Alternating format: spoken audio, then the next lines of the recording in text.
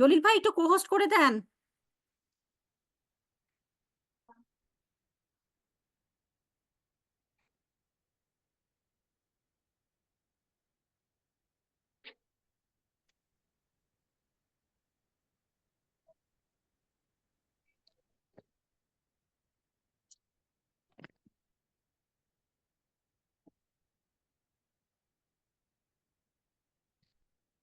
আচ্ছা, আপনারা দেখতে পাচ্ছেন? জি পাচ্ছি। আচ্ছা, ঠিক আছে। জি পাচ্ছি। আচ্ছা, আমরা তাহলে আজকে চ্যাপ্টার 4-এ চলে যাই একটু। হ্যাঁ, বেসিক জিনিসগুলো একটু দেখানোর চেষ্টা করি। চ্যাপ্টার 4।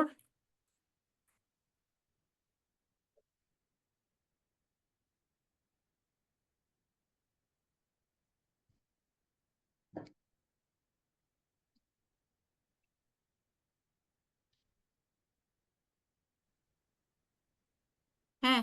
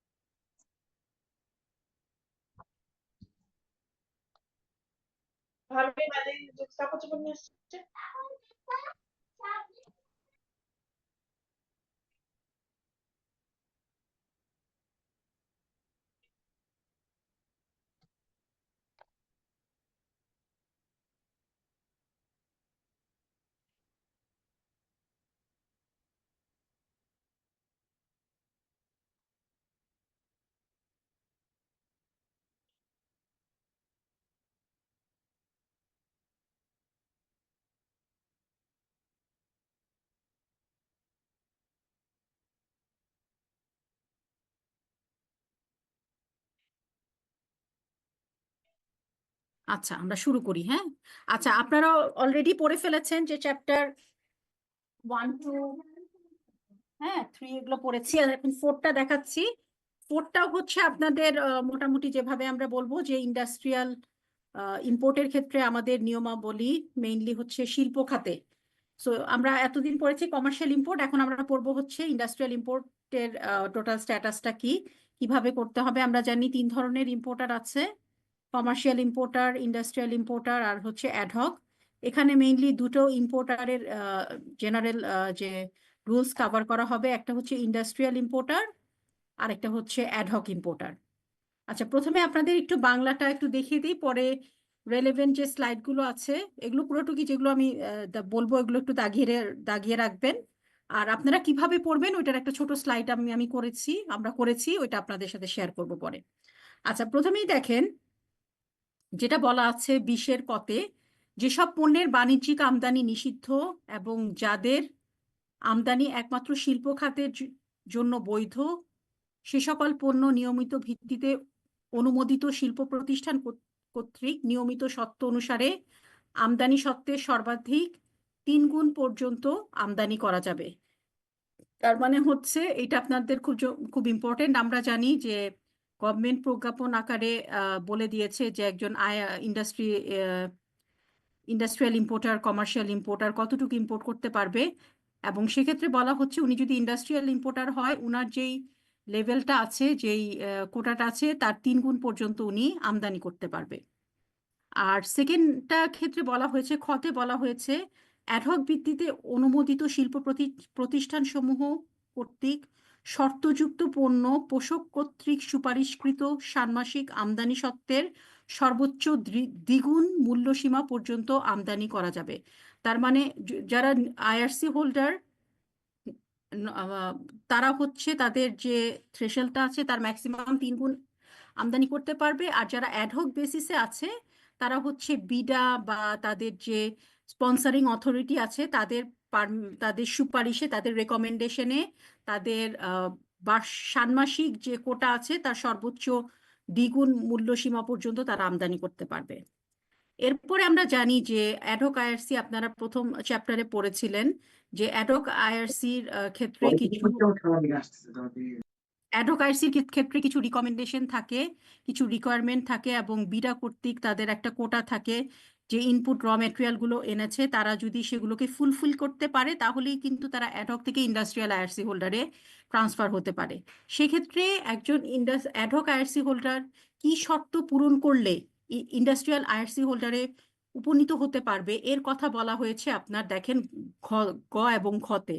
এখানে বলা হয়েছে যে প্রথম অ্যাডহক শিল্প আইআরসি গ্রহণ করার পর সংশ্লিষ্ট শিল্প প্রতিষ্ঠান কর্তৃক তাদের আমদানি সত্ত্ব নিয়মিতকরণের জন্য সংশ্লিষ্ট পোষক কর্তৃপক্ষের মাধ্যমে, মানে যে স্পন্সরিং অথরিটি আছে তার মাধ্যমে আমদানি রপ্তানি নিয়ন্ত্রকের দপ্তরে আবেদন করতে হবে। তার মানে উনি যদি অ্যাডহক আইআরসি হোল্ডার হন এবং উনার যে শর্তগুলো আছে, উনি যদি বিডার যে রিকোয়ারমেন্ট ছিল সেগুলো যদি উনি ফুলফিল করেন, তাহলে এটা বিডার মানে এটা অ্যাডহক থেকে ইন্ডাস্ট্রিয়াল আইআরসি হোল্ডারে উনি যদি উপনীত হতে চান, তাহলে কার কাছে আবেদন করতে হবে? CCINE, chief controller of import এবং এক্সপোর্ট।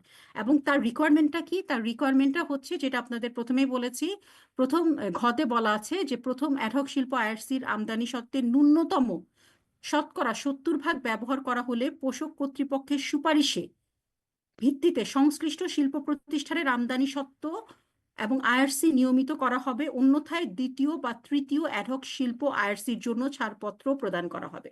দেখেন, তার মানে হচ্ছে প্রথমে উনি অ্যাডহক ভিত্তিতে আইআরসি নিলেন, এখন উনার রিকোয়ারমেন্টটা কি? বিডার যে রিকোয়ারমেন্টটা বলেছে যে আপনার যে র মেটেরিয়াল আছে 100 ইউনিট, আপনার অন্তত 70% সেটা ইউটিলাইজ করে প্রসেস গুড তৈরি করে বাইরে এক্সপোর্ট করতে হবে।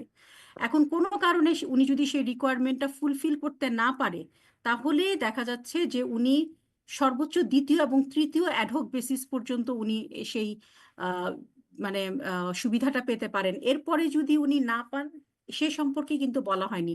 তার মানে হচ্ছে একজন অ্যাডহক আইআরসি হোল্ডার প্রথমে যদি না পারেন, তাহলে দ্বিতীয় অ্যাডহক আইআরসি হতে পারে, দেন তৃতীয় অ্যাডহক আইআরসি হতে পারে। এরপরেও যদি না হয়, সে পরবর্তীতে তাকে আর সম্ভবত আইআরসি মানে তাকে দেওয়া হবে কি হবে না, যেহেতু কোনো কিছু বলা হয়নি, তার মানে যেহেতু সে তার রিকোয়ারমেন্ট গুলো, বিডার যে রিকোয়ারমেন্ট ছিল সেটা ফুলফিল করতে পারে নাই, অ্যাজ আ রেজাল্ট ওনাকে ওই আবার অ্যাডহক থেকে আইআরসি তে উপনীত করা যাবে না। এটা নর্মাল যেটা বলা হচ্ছে আর কি। ম্যাডাম, এর মানে কি একজন তিনবারের বেশি অ্যাডহক তিনবার আইআরসি এখানে, করতে হ্যাঁ, পারে না? তিনবারের বেশি হতে পারবে না, কারণ এরপরে চতুর্থর কথা কিন্তু আর বলা হয় নাই মুফাদ ভাই। ঠিক জি, আছে, জি। রফিকুল ভাই। আচ্ছা, এরপরে একটা জিনিস একটু বলে রাখি, যেমন পোশাকের সুপারিশের ভিত্তিতে আমদানি ও রপ্তানি নিয়ন্ত্রণ কর্তৃপক্ষ কর্তৃক দ্বিতীয় তৃতীয়, বারবার একই কথা বলা হচ্ছে, অ্যাডহক শিল্প আইআরসি প্রদানের জন্য আমদানি সত্ত্ব নিয়মিতকরণের জন্য ছাড়পত্র না করা পর্যন্ত শিল্প প্রতিষ্ঠানের অ্যাডহক আইআরসি নবায়ন করা যাবে না। দেখেছেন?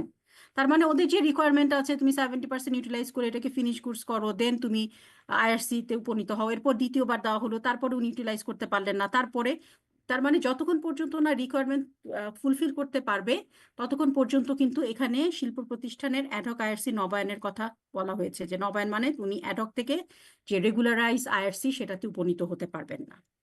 সো আমাদের এখানে দেখেন নাম্বারে যেটা বলা হয়েছে, কোনো শিল্প প্রতিষ্ঠান প্রথম অ্যাডহক শিল্প আইআরসি ব্যবহারের পর তাদের আমদানি সত্ত্ব নিয়মিতকরণের পরিবর্তে পোষক কর্তৃপক্ষের সুপারিশের ভিত্তিতে দ্বিতীয় বা তৃতীয় অ্যাডহক শিল্প আইআরসির জন্য অনুমতি প্রদান করা হইলে সেই শিল্প প্রতিষ্ঠান দ্বিতীয় বা তৃতীয় অ্যাডহক শিল্প আইআরসি ব্যবহার পর তাদের আমদানি সত্ত্ব নিয়মিতকরণের জন্য পুনরায় পোষক কর্তৃপক্ষের নিকট আবেদন করবে এবং পোষক কর্তৃপক্ষের সুপারিশ অনুযায়ী তাদের অ্যাডহক আমদানি সত্ত্ব ও অ্যাডহক শিল্প আইআরসির ওই একই কথা বলা হয়েছে।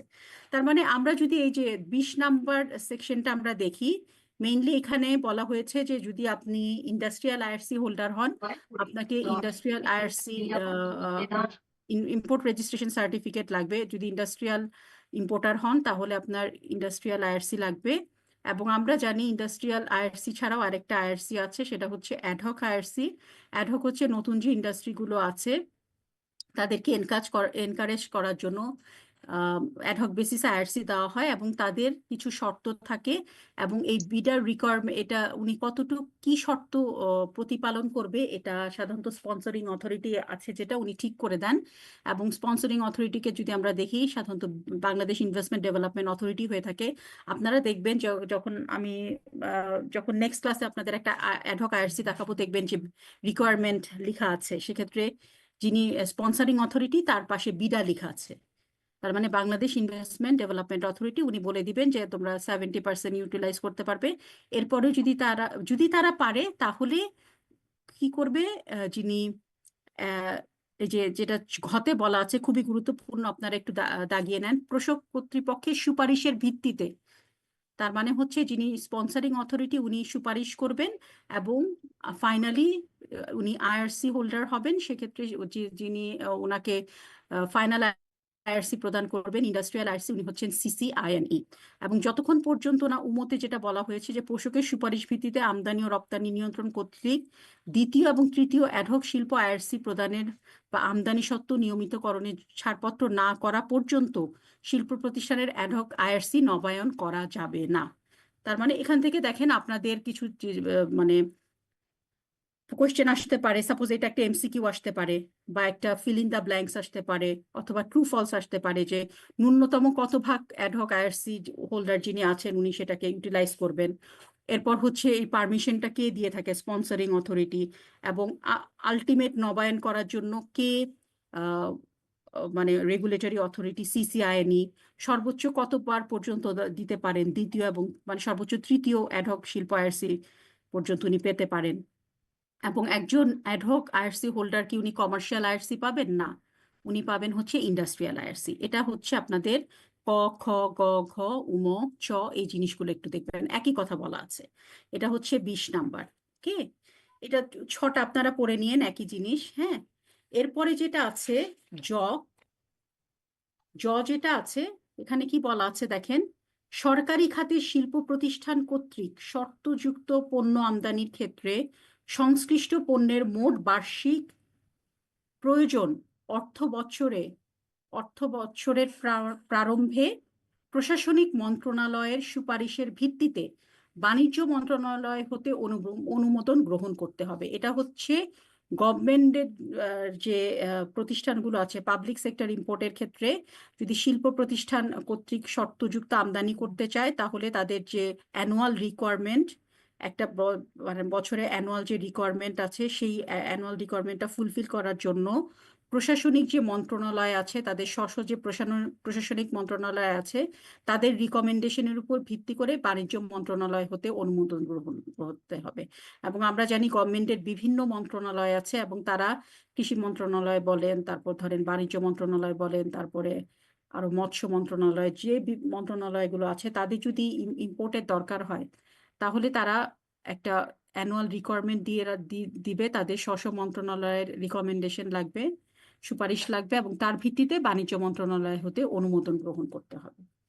আচ্ছা, এখানে বলা আছে দেখেন, নিয়মিত শিল্প আইআরসির বিপরীতে যে ক্ষেত্রে শিল্পের কাঁচামাল বা মোড়ক সামগ্রী বা যন্ত্রাংশ আমদানি ক্ষেত্রে অগ্রিম আয়কর প্রদান হইতে ব্যাজ সহ বিশেষ আর্থিক সুবিধা প্রদত্ত হয়েছে সেসব ক্ষেত্রে সংশ্লিষ্ট পণ্যাদি অবাধে আমদানিযোগ্য হলেও উহা আমদানি সত্ত্বে সর্বোচ্চ 3 গুণের অধিক হবে না। মানে এটা কতটুক হবে না, সেটা 3 গুণের কথা বলা হয়েছে। আর একটা কথা বলা হয়েছে, উমোটা খুব ইম্পর্টেন্ট, দেখেন এখানে বলা হচ্ছে শিল্প প্রতিষ্ঠানের অনুকূলে আমদানি রপ্তানি নিয়ন্ত্রণ দপ্তর হতে যে আমদানি নিবন্ধন সনদপত্র ইস্যু করা হবে উহাতে মোট অনুমোদিত আমদানি সত্ত্বের পরিমাণ, যেটা আপনাদের জন্য খুব ইম্পর্টেন্ট। আপনারা যে আইআরসিটা পেয়ে থাকেন না, আপনারা যখন এলসি ওপেন করেন তখন তো ইম্পোর্টারকে আগে দেখেন যে উনি কোন ধরনের ইম্পোর্টার। উনি যদি কমার্শিয়াল ইম্পোর্টার হন তাহলে উনি কমার্শিয়াল আইআরসি পাবেন, যদি ইন্ডাস্ট্রিয়াল ইম্পোর্টার হন ইন্ডাস্ট্রিয়াল আইআরসি পাবেন। যখন আপনারা এলসি ওপেন করবেন দেখবেন যে এখানে ওনাদের থেকে যখন আপনারা আইআরসিটা নিবেন তখন একটা কথা আইপিওতে বলা আছে খুবই গুরুত্বপূর্ণ।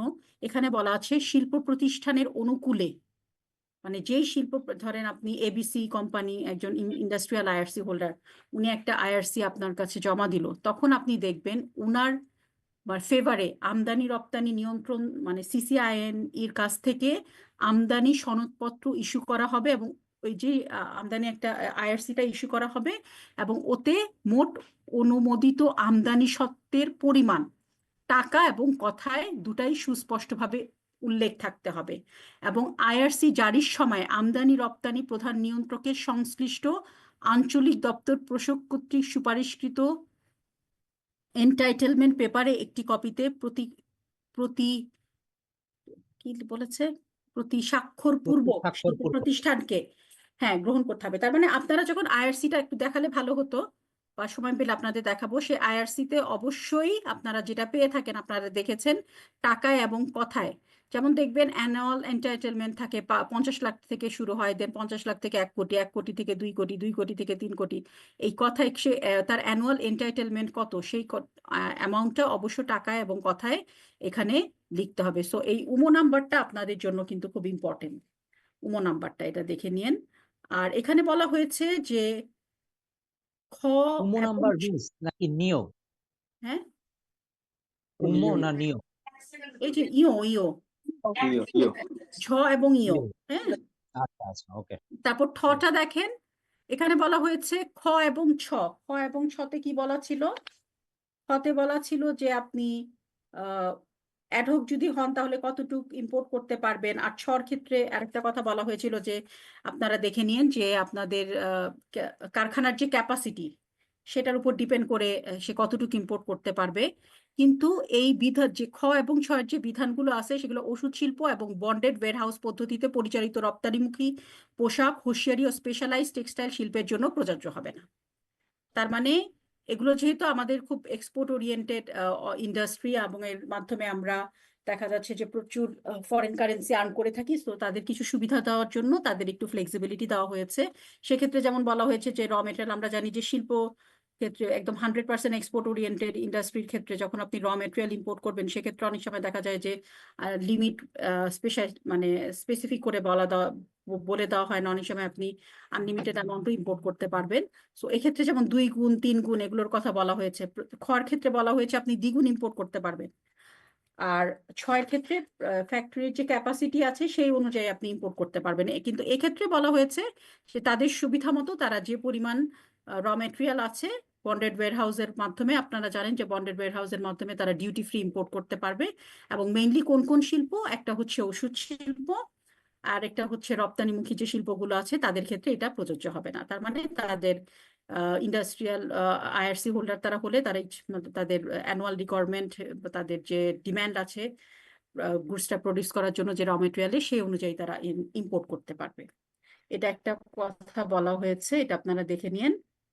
আর এখানে ড ডর ক্ষেত্রে যেটা বলা হয়েছে যে খ এবং ছর কথা এর শর্ত পূরণ সাপেক্ষে যেসব নিয়মিত শিল্প প্রতিষ্ঠানের অনুকূলে কোনো সরকারি বরাদ্দ ঘোষণা হয় নাই, সেসব নিয়মিত শিল্প প্রতিষ্ঠান উহাদের প্রয়োজনীয় কাঁচামাল, মোড়ক সামগ্রী এবং যন্ত্রাংশ নিয়মিত তালিকাভুক্ত পণ্য বা বিভিন্ন অনুচ্ছেদে আমদানি নিয়ন্ত্রিত পণ্যসমূহ ব্যতীত নগদ বৈদেশিক মুদ্রায় কোনো নির্দিষ্ট সীমা ছাড়াই অবাধে আমদানি করতে পারবে। অনেক সময় দেখা যায় যে বিভিন্ন শিল্প প্রতিষ্ঠানের ক্ষেত্রে যে সরকারের কিছু থোক বরাদ্দ থাকে, এবং যেসব শিল্প প্রতিষ্ঠানের ক্ষেত্রে মানে ওই দুইটা গুডস, ওই দুটো খ এবং ছ ছাড়া, যেমন যে এখানে বলা হয়েছে যে উপরিক্ত দফা খ এবং ছর শর্ত পূরণ সাপেক্ষে যেসব নিয়মিত শিল্প প্রতিষ্ঠানের কোনো সরকারি বরাদ্দ নেই, সেসব নিয়মিত শিল্প প্রতিষ্ঠান উহাদের প্রয়োজনীয় কাঁচামাল এবং যন্ত্রাংশ নিয়মিত তালিকাভুক্ত পণ্যের অনুচ্ছেদে আমদানি করতে পারবে। মানে এখানে এই জিনিসগুলো বলা হয়েছে তারা কতটুকু আমদানি করতে পারবে। তার মানে এখানে যদি আপনাদের একটু সামারি করি, প্রথমে বলা হয়েছে যে সরকারি শিল্প প্রতিষ্ঠানের ক্ষেত্রে যারা আছে তারা তাদের বার্ষিক যে রিকোয়ারমেন্ট জট আপনারা দেখবেন, তারা তাদের নির্দিষ্ট মন্ত্রণালয়ের কাছে সুপারিশ করবে এবং তাদের ভিত্তিতে বাণিজ্য মন্ত্রণালয় থেকে সেখানে তারা একটা অনুমোদন পাবে। তারপরে জতে যেটা বলা আছে তারা কতটুকু আমদানি করতে পারবে, 3 গুণের বেশি হওয়া যাবে না, এটা দেখে নিন। ইওতে বলা আছে যখন তারা আইআরসিটা আপনারা নিবেন ওনাদের কাছ থেকে, এবং সেখানে তাদের যে অ্যানুয়াল এন্টাইটেলমেন্ট এটা টাকা এবং কথায় মানে দুটোতেই লিখতে হবে। এবং মেইনলি এটা যিনি সম্মতি দিবেন উনি হচ্ছে CCINE, chief controller of import and export. ইওটা দেখবেন। এবং ডর ক্ষেত্রে বলা হয়েছে যেসব শিল্প প্রতিষ্ঠানের ক্ষেত্রে কোনো সরকারি বরাদ্দ নেই তারা কাঁচামাল এবং মোড়ক সামগ্রী আমদানির ক্ষেত্রে তারা আমদানি করতে পারবে, এবং এক্ষেত্রে কোনো নির্দিষ্ট সীমা তাদের এখানে বলা হয় নাই। আর হচ্ছে একটা জিনিস খুব ইম্পর্টেন্ট, এই যে ঢ নাম্বারটা দেখেন, যে কোনো কারণে কোনো শিল্প প্রতিষ্ঠান বিলুপ্ত হয়ে গেল, হ্যাঁ, উক্ত শিল্প প্রতিষ্ঠানের আমদানি নিবন্ধন সনদ বিলুপ্তির 120 দিনের মধ্যে সংশ্লিষ্ট আমদানি রপ্তানি নিয়ন্ত্রণ দপ্তরে হস্তান্তর করতে হবে। এটা অবশ্য আপনাদের সাথে কোনো রিকোয়ারমেন্ট না, এটা হচ্ছে কোনো শিল্প প্রতিষ্ঠান হঠাৎ হঠাৎ করে দেখা গেল যে তারা এক্সিট করলো মার্কেট থেকে, তখন তাদের যে আইআরসিটা আছে তারা 120 দিনের মধ্যে সিসিআইএন এর কাছে তারা এটা সাবমিট করবে। এই জিনিসগুলো এখানে বলা আছে। সো এটা আপনারা দেখেন, মেইনলি হচ্ছে আইআরসির ক্ষেত্রে কি কি আইআরসির যে এন্টাইটেলমেন্ট, অ্যাডহকের ক্ষেত্রে কি হবে, প্রথম অ্যাডহক হতে পারে, দ্বিতীয় অ্যাডহক হতে পারে, যদি কমার্শিয়াল যারা গভর্নমেন্ট ইম্পোর্টের ক্ষেত্রে যদি শিল্প প্রতিষ্ঠান কর্তৃক আমদানি হয় তাহলে কি হবে, এই জিনিসগুলো একটু দেখেন। আচ্ছা, এরপর 21 নম্বরে যেটা আছে, এটা 21 নম্বরে একটু একটু আমি একটা জিনিস দেখাচ্ছি আপনাদের। 21 নম্বরটা একটু স্টপ শেয়ার করি, একটা minute.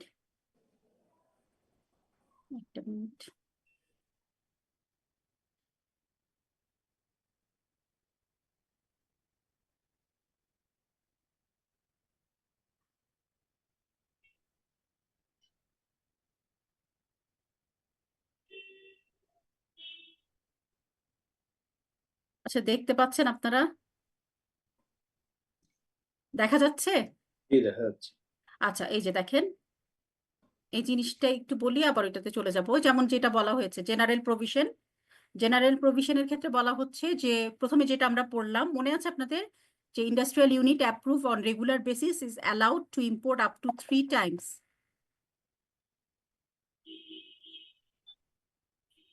Industrial unit approved on regular basis are allowed to import up to 3 times of their regular import entitlement of the goods. বলেছিলাম না, মনে আছে আপনাদের? একজন জি ম্যাডাম। ইম্পোর্টার, তার যে অ্যানুয়াল টাইটেলমেন্ট আছে, তার ম্যাক্সিমাম কতটুকু ইম্পোর্ট করতে পারবে? 3 times, তাই না? আচ্ছা, আরেকটা কি বলা হয়েছে, government sector industrial unit are to obtain approval of Ministry of Commerce through the administrative ministry of the total requirement of the restricted goods at the beginning of the financial year. আর যদি তাদের আইআরসিটা, তাদের industry যদি লিকুইডেশনে চলে যায় তাহলে তাদের আইআরসিটা 120 দিনের মধ্যে সিসিআইএন এর কাছে সাবমিট করতে হবে। ঠিক আছে, এই জিনিসটা।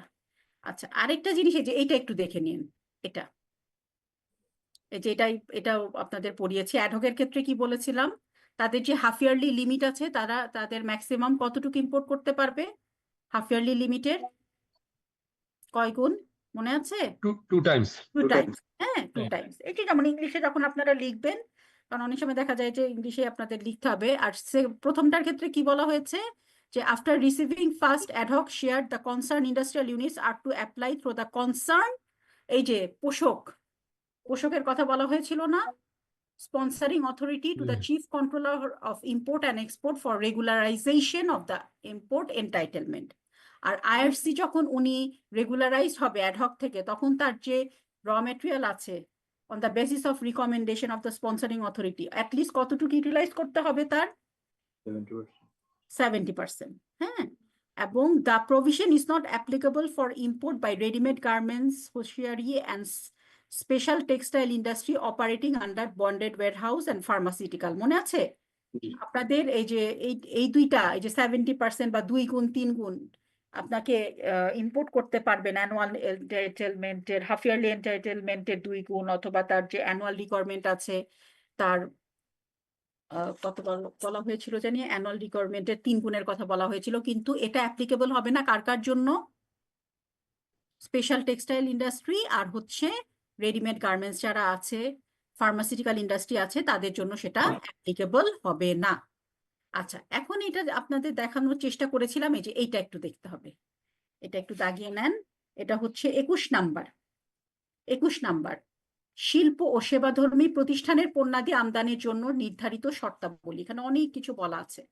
এখানে যে কথাগুলো বলা আছে দেখেন, they can import all goods including meat, তারপর হচ্ছে they can also purchase goods mentioned, হ্যাঁ, from the duty free shop. আমরা জানি যে ডিউটি ফ্রি কিছু শপ আছে, সেখানে কোনো কিছু জিনিস আছে যেগুলো প্রোডাক্টের ডিমান্ড আছে, সেগুলোর যেই ইম্পোর্টের এন্টাইটেলমেন্ট, এটা কিন্তু ABC আকারে বলা আছে।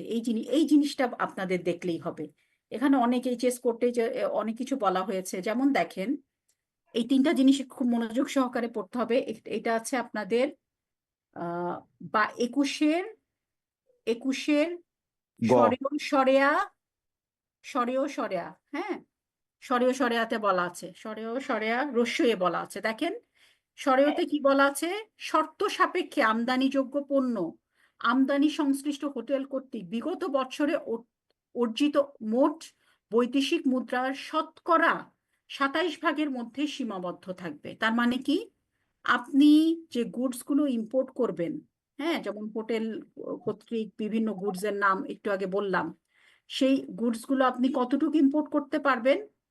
এখানে যেমন বলা হয়েছে শিল্প ও সেবাধর্মী প্রতিষ্ঠানের পণ্যাদি আমদানির জন্য, এবং এখানে ক এবং কতে দেখবেন পণ্যের নামগুলো দেওয়া আছে। হ্যাঁ, এখানে আপনি কি ইম্পোর্ট করতে পারবেন, এখানে বলা হচ্ছে যে ইম্পোর্ট অফ রেস্ট্রিক্টেড গুড, আমাদের কিছু রেস্ট্রিক্টেড গুড কিন্তু আছে।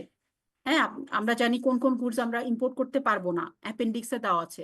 সেই গুডস গুলো যারা ওই বিভিন্ন ধরনের ডিউটি ফ্রি শপ বা বিভিন্ন ধরনের পর্যটন যে গুলো আছে, মোটেল বা এক্সচেঞ্জ আর্নিংস হোটেল যারা আছে, তারা ইম্পোর্ট করতে পারবেন। কিন্তু সেক্ষেত্রে বলা আছে import of the restricted goods is limited to 27% of foreign exchange earning by the hotel during the preceding financial year. তারা preceding financial year-এ যদি ধরেন 1 কোটি টাকা ইনকাম করে, তাহলে এই বছর তারা ওই আর্নিং এর 27% দিয়ে রেস্ট্রিক্টেড যে গুডস আছে সেটা সে আমদানি করতে পারবে, নাম্বার 1। নাম্বার 2 বলেছে import of alcoholic beverage and spares is limited to a maximum of 12% of the total foreign exchange earning, and remaining 50% may utilize to import other restricted item. তার মানে previous ইয়ারে তারা যতটুকু ইনকাম করেছে তার 12% তারা income খরচ করতে পারবে বিভিন্ন অ্যালকোহলিক বেভারেজ যেটা আছে সেটার উপর। আর বলা হয়েছে যে foreign exchange earning of a hotel is to be recorded by the bank to which the foreign exchange is sold, and utilization of foreign exchange is to be recorded by nominated bank while opening LC for the restricted goods. So সেই foreign এক্সচেঞ্জে তাদের যে বেচা কেনাগুলো হচ্ছে তারা অবশ্যই সেগুলো তাকে মানে রেকর্ড করে রাখতে হবে। আমরা জানি যে বাংলাদেশ ব্যাংক 2-3 জনকে অথরাইজ ডিলারশিপ দিয়ে থাকে, এডি ব্রাঞ্চ আছে, তারপর ধরেন লিমিটেড মানি চেঞ্জার আছে, তারপরে ধরেন মানি চেঞ্জার আছে, লিমিটেড মানি চেঞ্জারের মধ্যে ডিউটি ফ্রি যে সবগুলো আছে সেগুলো আমরা যখন আপনাদের জিএফইটি পড়াবো তখন দেখতে পারবেন। তার মানে হচ্ছে আপনারা 21 নাম্বারে দেখেন যে যেগুলো রেস্ট্রিক্টেড গুডস সেগুলো যদি হোটেল কর্তৃক আমদানি করতে হয় এবং কোন ধরনের হোটেল, যেমন বলা হয়েছে বিভিন্ন বৈদেশিক মুদ্রা অর্জনকারী হোটেল সমূহ বাংলাদেশ পর্যটন কর্পোরেশনের শুল্কমুক্ত বিপণী হইতে তারা ক্রয় করতে পারবে। ঠিক আছে, সো এই জিনিসগুলো আপনার একটু এই যে পার্সেন্টেজ গুলো একটু দেখে নিন, 21 নাম্বারে এটা বলা আছে। আর যদি সুবিধার জন্য সেই জিনিসটা আপনারা দেখে নিন, এই যে এখানে বলা আছে সবকিছু, হ্যাঁ, কোন সেগুলো আপনি ইম্পোর্ট করতে পারবেন, যেমন লাইসেন্স প্রাপ্ত বিভিন্ন রেস্টুরেন্ট মোটেল এবং সেখানে আপনি কতটুকু কি ইম্পোর্ট করতে পারবেন সেই জিনিসগুলো বলা আছে। এবং এগুলো ইম্পোর্ট করার জন্য এই জিনিসগুলো যদি আপনি ইম্পোর্ট করতে চান তাহলে আপনার 3টা কন্ডিশন ফুলফিল করতে হবে। হ্যাঁ, 3টা কন্ডিশন ফুলফিল করতে হবে। একটা হচ্ছে ফার্স্টলি অবটেন লাইসেন্স, যিনি ইম্পোর্ট করবেন তাকে or permission from the Director General narcotics control department থেকে একটা লাইসেন্স বা পারমিশন নিতে হবে। ইম্পোর্ট পারমিশন নিতে হবে মিনিস্ট্রি অফ কমার্স থেকে এবং CCINEর কাছ থেকে। তার মানে এই জিনিসগুলো ইম্পোর্ট করার জন্য এটা 2-এ বলা আছে। 21-এর একটা তো আমরা পড়লাম কতটুকু একটা হোটেল আমদানি করতে পারবে, তার প্রিভিয়াস ইয়ারের কত পার্সেন্ট, 27% দিয়ে কি ইম্পোর্ট করতে পারবে, 12% দিয়ে কি ইম্পোর্ট করতে পারবে। আর বিভিন্ন ক্লাব রেস্টুরেন্টে যে গুডস গুলো আছে সেগুলো যদি তারা হোটেল রেস্টুরেন্ট যারা আছে তারা যদি ইম্পোর্ট করতে চায়, হ্যাঁ, তাহলে কি কি লাগবে, এই জিনিসগুলো এইগুলো লাগবে। হ্যাঁ, ঠিক আছে, এটা আপনারা পড়লে বুঝতে পারবেন না। হ্যাঁ, বলেন। আপা, এখানে তো সবগুলো শর্ত সাপেক্ষে আমদানিযোগ্য পণ্যের কথা বলা হয়েছে, এগুলো ছাড়া নর্মাল পণ্য কি আমদানি করতে পারবে না তাহলে? হ্যাঁ, নর্মাল পণ্য হলো নর্মাল মানে ফ্রিলি ইম্পোর্টেবল যেগুলো সেগুলো কি আনতে পারবে না? না, ওগুলা তো ফ্রিলি ইম্পোর্ট করতে পারবে, যেহেতু এগুলো রেস্ট্রিক্টেড তার জন্য অ্যাডিশনাল কিছু রেগুলেশন দেওয়া আছে। আপনারা পড়েছেন না জেনারেল রেগুলেশন, হ্যাঁ, কিন্তু হোটেল রেস্তোরাঁর ক্ষেত্রে যেহেতু ওনাদের শুনেন, হোটেল রেস্তোরাঁ যদি এখন ওই গার্মেন্টস এর র মেটেরিয়াল ইম্পোর্ট করে তাহলে তো আর হবে না, বোঝাতে পারছি? মানে ওয়েস্টিন, তারপর হচ্ছে রেডিসনের মতো যে সকল হোটেল ওদের যে প্রোডাক্ট গুলা, হ্যাঁ, যেমন আপনি আর ওরা ওরা ওরা কিছু নিষিদ্ধ পণ্য আর কি আমদানি করতে পারবে মানে শর্ত সাপেক্ষে, হ্যাঁ এটা এখন বলতে এখানে। এখন আপনি বলছেন যে যেমন ওরা যে মানে আদার্স যে এলিমেন্ট গুলো আছে যদি ইম্পোর্ট করতে চায় তার লাইক ফার্নিচার বা আদার যে জিনিসগুলো আছে নর্মাল যে ইম্পোর্ট তারা করতে পারবে সেই নিয়মেই পারবে, কিন্তু এগুলো তো এই যে যেমন রেস্ট্রিক্টেড গুডস কিন্তু অন্য কোনো নর্মাল রেস্টুরেন্ট ইম্পোর্ট করতে পারবে না, কারণ অন্য যে রেস্টুরেন্ট গুলো আছে তারা কিন্তু লিমিটেড এডি ব্রাঞ্চ না, লিমিটেড মানি চেঞ্জার না, তাই না? কারণ তারা কি করে, তারা ফরেন কারেন্সিতে কেনা বেচা করে এবং এগুলোর ডিমান্ড কিন্তু মেইনলি যারা ফরেনার ওখানে থাকে তারাই সেগুলো পারচেস করে। তার জন্য এগুলো রেস্ট্রিকশন আলাদাভাবে ইয়ে করা হয়েছে। এই যে এই জিনিসগুলো আর কি, এটা আপনারা পড়লেই বুঝতে পারবেন। এই যে এটা, হ্যাঁ, তার মানে এদের পারমিশন লাগবে। ওকে, আমরা তাহলে অন্যটাতে চলে যাই। বুঝেছি, কাইন্ডলি আপনি আমাদের এটা একটু দিয়ে দিয়েন। হ্যাঁ, এটা তো আপনাদের জন্যই, হ্যাঁ, এটা জি, আপনাদের জন্য। Thank you ma'am. তার জন্য এটাতে বেশি ম্যাডাম বলবেন। একটা জিনিস ছিল, সেটা হচ্ছে যে যেমন শুকরের মাংস, সসেজ আচ্ছা, বা এই ধরনের। একটা মিনিট, হ্যাঁ, একটা মিনিট।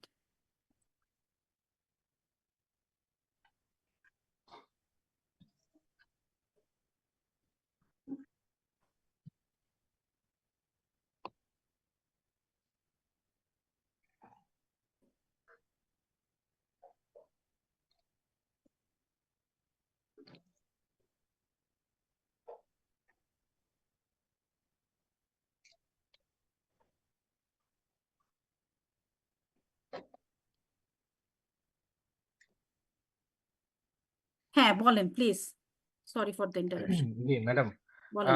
শুকরের মাংসের সসেজ এগুলো তো প্রাণী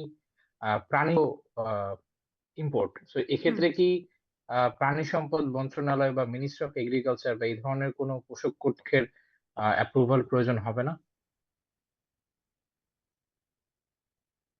আচ্ছা, এটা একটু দেখি তাহলে, একটু একটু লাইভ স্টক হলে মনে হয় শুধুমাত্র প্রাণী সম্পদেরটা লাগে ভাই। আচ্ছা, এখানে দেখেন কোথায় বলা, আচ্ছা এটা দেখতে পাচ্ছেন? জি ম্যাডাম, দেখতে পাচ্ছি। এটা কোনটা দেখতে পাচ্ছেন, মানে আইপিওটা দেখতে পাচ্ছেন না এটা দেখতে পাচ্ছেন? গেজেট স্লাইডটা গেজেটটা দেখতে পাচ্ছি আইপিওটা 21-এ বলাই তো আছে বৈদেশিক মুদ্রা অর্জনকারী হোটেল সমূহ কর্তৃক আমদানি জিনিসগুলোর এই জিনিসগুলো লাগবে। এই যে দেখেন, হ্যাঁ, বলাই বৈদেশিক মুদ্রা অর্জনকারী হোটেল সমূহ ওএইচএস কোড এভাবে দেওয়া আছে। শূকরের মাংসের সসেজ আমদানিযোগ্য পণ্যসমূহ বৈদেশিক মুদ্রার ক্রয় করিয়া আমদানি করতে পারবে উহার বিপরীতে, হ্যাঁ, এবং পণ্যসমূহ বিদেশ হতে আমদানির পরিবর্তে প্রচলিত হারে শুল্ক ও কর প্রদান সাপেক্ষে বৈদেশিক মুদ্রা অর্জনকারী হোটেল সমূহ বাংলাদেশ পর্যটন কর্পোরেশনের শুল্কমুক্ত বিপণী হতেও ক্রয় করতে পারবে, হ্যাঁ, এবং এক্ষেত্রে বলা হয়েছে তাদের রেস্ট্রিকশন করে দিয়েছে। যে সার্টিফিকেটের অ্যাপ্রুভাল কথা বলছেন, সার্টিফিকেট এগুলোর কথা বলছেন। জি জি আসলে জি হ্যাঁ, আসলে এটা আপনি ভালো বলেছেন, কারণ কি দেখেন এগুলা কিন্তু ফুড মানে অনেক সময় হিউম্যান যারা কনজিউমার যারা আছে খাচ্ছে, দেখা জি যাচ্ছে যদি কোনো কন্টাজিয়াস কোনো অসুখ থাকে বা কিছু থাকে সেক্ষেত্রে প্রবলেম হতে পারে, তাই না? অসুখ বিসুখ ছড়াতে পারে বা বিভিন্ন ডিজিজ হতে পারে। তো সেক্ষেত্রে কিন্তু ফুড প্রোডাক্ট আমদানির ক্ষেত্রে সবসময় বলা হয় যে আপনাকে অবশ্যই ওখান থেকে একটা কি বলবো যে একটা কি বলবো the good is food for health certificate, the good is fit for human Health consumption, human হ্যাঁ, কনজাম্পশন সার্টিফিকেট। হ্যাঁ, হিউম্যান আসলে আসলে এটা তো খুব মানে কি বলবো এক্সেপশনাল প্রোডাক্ট কিছু, এবং সেগুলোর ক্ষেত্রে নিশ্চয়ই আলাদাভাবে ওভাবে যারা আছেন ওভাবে নিশ্চয়ই সার্টিফিকেট চেয়ে থাকেন। এটা যেহেতু রেস্ট্রিক্টেড, যেহেতু দেখেন এই রেস্ট্রিক্টেড, না ম্যাডাম, এটা কিন্তু 25 নম্বরে বলা আছে কিন্তু। জি হ্যালো, বল- 25 নম্বর সেকশনে এটা জি কিন্তু জি বলা আছে কোন খাদ্যদ্রব্য ইম্পোর্ট করতে গেলে অবশ্যই মানুষের খাদ্য আমদানির প্রযোজ্য এই জি জি বিধানটা জি কার্যকর হবে। জি জি জি এটা কিন্তু ওটাই বলা আছে, বললাম, কারণ সার্টিফিকেট লাগবেই। হ্যাঁ, সার্টিফিকেট লাগবে, কারণ আর এটা হচ্ছে ধরেন আপনি আমদানি করলেন একজন থেকে আরেকজনের ছোঁয়াচে ইয়ে হতে পারে, ঠিক আছে? তো সেক্ষেত্রে আপনাকে যেহেতু এটার মানে মানে আমদানিটা লিমিটেড, সেক্ষেত্রে দেখেন আপনি এখানে কিন্তু অনেকজনের ইয়ের কথা বলে দিয়েছে এটা PCI 25 পারমিশন লাগবে, তাই না? আর যেহেতু এটা ফুড প্রোডাক্ট, হ্যাঁ, 25-এ বলা আছে, তাই না? 25-এ বলা আছে এটা আপনার ইয়ে করতে হবে। আচ্ছা, তার মানে হচ্ছে যেহেতু এই জিনিসগুলো একটু দেখে নিয়েন আপনারা, এটা বোঝানোর কিছু নাই। এরপরে দেখেন বিভিন্ন ধরনের শীট, এই যে হট রোল, জিপি শিট, এটা আপনারা দেখতে পাচ্ছেন? কোনটা দেখতে পাচ্ছেন, স্লাইড না আইপিওটা দেখতে পাচ্ছেন? আইপিও। আচ্ছা দাঁড়ান দাঁড়ান একটা মিনিট। এই যে এর আগের দিন না একজন ছবি দেখতে চেয়েছিলেন যে কোনটা, এটা কেমন হবে, এই যে এই যে দেখেন এখানে বলা হয়েছিল র মেটেরিয়াল, প্যাকিং, ফার্মাসিউটিক্যাল, এটা কি দেখা যাচ্ছে না? না ম্যাডাম, আচ্ছা দাঁড়ান আমি একটু করছি, একটা মিনিট।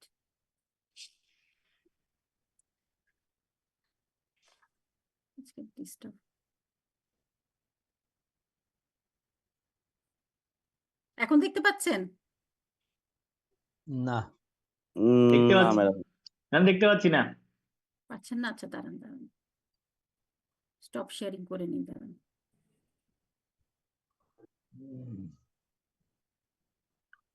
একটা মিনিট। হ্যাঁ সরি, এই যে এখন পাচ্ছেন তো, তাই না?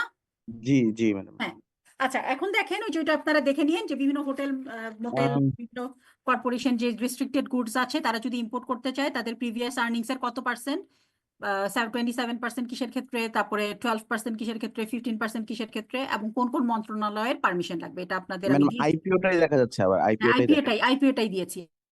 আচ্ছা 4 নাম্বারটা দেখেন, 4-এর ক্ষেত্রে বিভিন্ন ধরনের শীট, ওই যে আমরা যেমন বিভিন্ন ধরনের বিপি শীট, তারপরে যে স্টেইনলেস স্টিল, তারপরে tin plate, MS sheet, silicon sheet, মানে বিভিন্ন ধরনের ইনফ্রাস্ট্রাকচারাল কাজের জন্য এরকম বিভিন্ন ধরনের স্টেইনলেস স্টিল বা বিভিন্ন ধরনের ওই যে আপনার দরজার বা পিছনে যে কাচের সাথে যে স্টিল ইউজ করা হয়, সেগুলো আমরা আমদানি করতে পারবো। এক্ষেত্রে একটু দাগিয়ে নিন, স্বীকৃত শিল্প প্রতিষ্ঠানের জন্য MS sheet, stainless steel sheet, হ্যাঁ, তারপরে সিআরসি শীট, সিলিকন শীট এর আমদানি সত্ত্ব অন্তর্ভুক্ত থাকলে সেকেন্ডারি কোয়ালিটির এই সমস্ত দ্রব্য আমদানি করা যাবে, এবং এই সমস্ত পণ্যের প্রাইম কোয়ালিটি ও সেকেন্ডারি কোয়ালিটি বাণিজ্যিক ভিত্তিতে আমদানিযোগ্য হবে।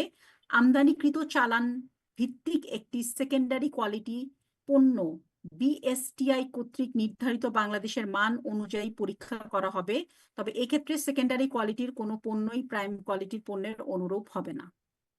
হ্যাঁ, সো এই জিনিসগুলো আমরা ইম্পোর্ট করতে পারবো, কিন্তু এখানে কিন্তু মানে আপনাদের সম্পৃক্ততা বা কি এক্ষেত্রে বলা হয়নি যে ব্যাংক কি করবে, কিন্তু এগুলো যখন বিভিন্ন ধরনের পণ্য যখন আমদানি করবে তখন কি করবে, এই যে তার আমদানি সত্ত্ব অন্তর্ভুক্ত থাকলে সেকেন্ডারি কোয়ালিটিরও আপনি এটা আমদানি করতে পারবেন, প্রাইম কোয়ালিটিও করতে পারবেন, সেকেন্ডারি আপনার যিনি ইম্পোর্টার আছেন উনি সেকেন্ডারি কোয়ালিটিটাও বাণিজ্যিক ভিত্তিতে আমদানি করতে পারবে। এবং সেক্ষেত্রে বিএসটিআই কর্তৃক নির্ধারিত বাংলাদেশের মান অনুযায়ী পরীক্ষা করতে হবে, Bangladesh standard technical institute BSTI যেটা আছে তারা সেটাকে দেখবে। ওকে, আচ্ছা এই ক্ষেত্রে বলা হচ্ছে কোনো প্রকার মূল্যসীমা, সাইজ, গেজ বা জিঙ্ক প্রলেপের পরিমাণ বাধ্যবাধকতা ছাড়াই উভয় কোয়ালিটির জিপি শীট বাণিজ্যিক আমদানিকারক ও শিল্প প্রতিষ্ঠান কর্তৃক অবাধে আমদানিযোগ্য হবে। তার মানে মূল্যসীমা, সাইজ, জিঙ্ক প্রলেপের পরিমাণের কোনো এরকম রেস্ট্রিকশন নাই। ওকে, এই কথাটা বলা হয়েছে, এটা দেখে নিন, এটা আপনাদের পড়ার জন্য। হ্যাঁ, আমরা প্রাইমারিটাও ইম্পোর্ট করতে পারবো, সেকেন্ডারিটাও ইম্পোর্ট করতে পারবো, এটা শুধু মাথায় রেখেন। হ্যাঁ আচ্ছা, এই যে কি বিভিন্ন যে নাম আছে, এত নাম আমাদের মাথায় রাখার দরকার নাই। সো বিভিন্ন ধরনের শীট আমরা ইম্পোর্ট করতে পারি এবং এর মধ্যে প্রাইমারি কোয়ালিটিও আছে, সেকেন্ডারি, এবং এটা আলটিমেটলি কে কোয়ালিটিটা সেকেন্ডারি কোয়ালিটি হলে এর বাংলাদেশ স্ট্যান্ডার্ড কিনা এটা কে নির্ধারণ করবে? হ্যাঁ বাস একটু দাগিয়ে রাখেন। আচ্ছা এরপরে 5 নাম্বারটায় কি বলা আছে দেখেন, 5-এর কতে বলা আছে, এটা আমরা আগেও পড়েছি, সরকার কর্তৃক অনুমোদিত বা স্বীকৃত ওষুধ প্রস্তুতকারী শিল্প প্রতিষ্ঠান কর্তৃক উহাদের বার্ষিক উৎপাদন কর্মসূচির ভিত্তিতে মহাপরিচালক ঔষধ প্রশাসন অধিদপ্তর হতে কাঁচামাল ও মোড়ক সামগ্রীর বিবরণ, মূল্য, পরিমাণ সম্বলিত তালিকার অনুমোদন গ্রহণ করতে হবে। তার মানে ওই যে আমরা বলেছিলাম না, ডিজিটি এর যে ব্লক লিস্ট আছে এবং সেটা ওই মন্ত্রণালয়ের যিনি ডিরেক্টর জেনারেল আছেন তার কর্তৃক অ্যাপ্রুভাল হতে হবে, এবং বিফোর অ্যাপ্রুভাল ছাড়া কিন্তু সেটা সেই গুডস আপনি আমদানি করা যাবে না।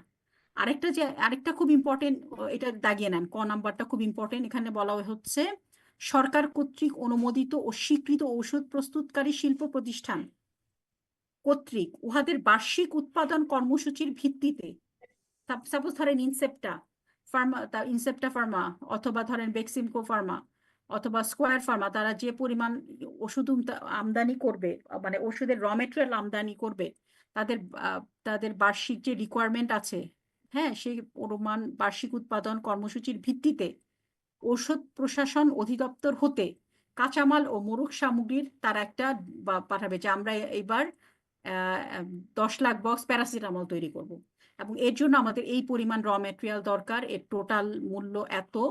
এবং শুধু ওষুধ তৈরি করলেও হবে না, প্যাকেজিং খুব ইম্পর্টেন্ট ওষুধের ক্ষেত্রে, এবং বিবরণ মূল্য পরিমাণ সম্বলিত তালিকা ডিজিডি এর কাছে পাঠাবে, ডিরেক্টর জেনারেল ড্রাগ অ্যাডমিনিস্ট্রেশন, এবং তারা অ্যাপ্রুভাল দিবে। নাম্বার 1, অ্যাপ্রুভাল দেওয়ার পর কি হবে দেখেন, ঔষধ শিল্পে আমদানির ক্ষেত্রে ব্লক লিস্ট ব্যবহৃত হবে, এবং ব্লক লিস্টে বর্ণিত শর্তযুক্ত তালিকা বহির্ভূত কাঁচামাল ও মোড়ক সামগ্রী সংশ্লিষ্ট ব্লক লিস্টে বর্ণিত মূল্য পরিমাণ অনুসারে যথারীতি আমদানি করা যাবে। তার মানে ব্লক, জাস্ট এটা ইজি ভাবে মাথায় রাখেন যে ওটা যখন ব্লক লিস্ট তার উনি অ্যাপ্রুভাল দিয়ে দিবেন, তার মানে ওই অনুযায়ী আমাকে ওষুধটা আমদানি করতে হবে। এবং এক্ষেত্রে বলা হয়েছে ব্লক লিস্টে বহির্ভূত কোনো পণ্য অবাধে আমদানিযোগ্য হইলেও সংশ্লিষ্ট ওষুধ শিল্প প্রতিষ্ঠান কর্তৃক উহা আমদানি করা যাবে না। বহির্ভূত কোনো পণ্য আমদানিযোগ্য হলেও সাপোজ ধরেন আমদানিযোগ্য কিন্তু দেখেন অ্যাপ্রুভাল পায়নি, তাহলে কিন্তু ওই ফার্মা সেটা আমদানি করতে পারবে না। এটা একটা ইস্যু।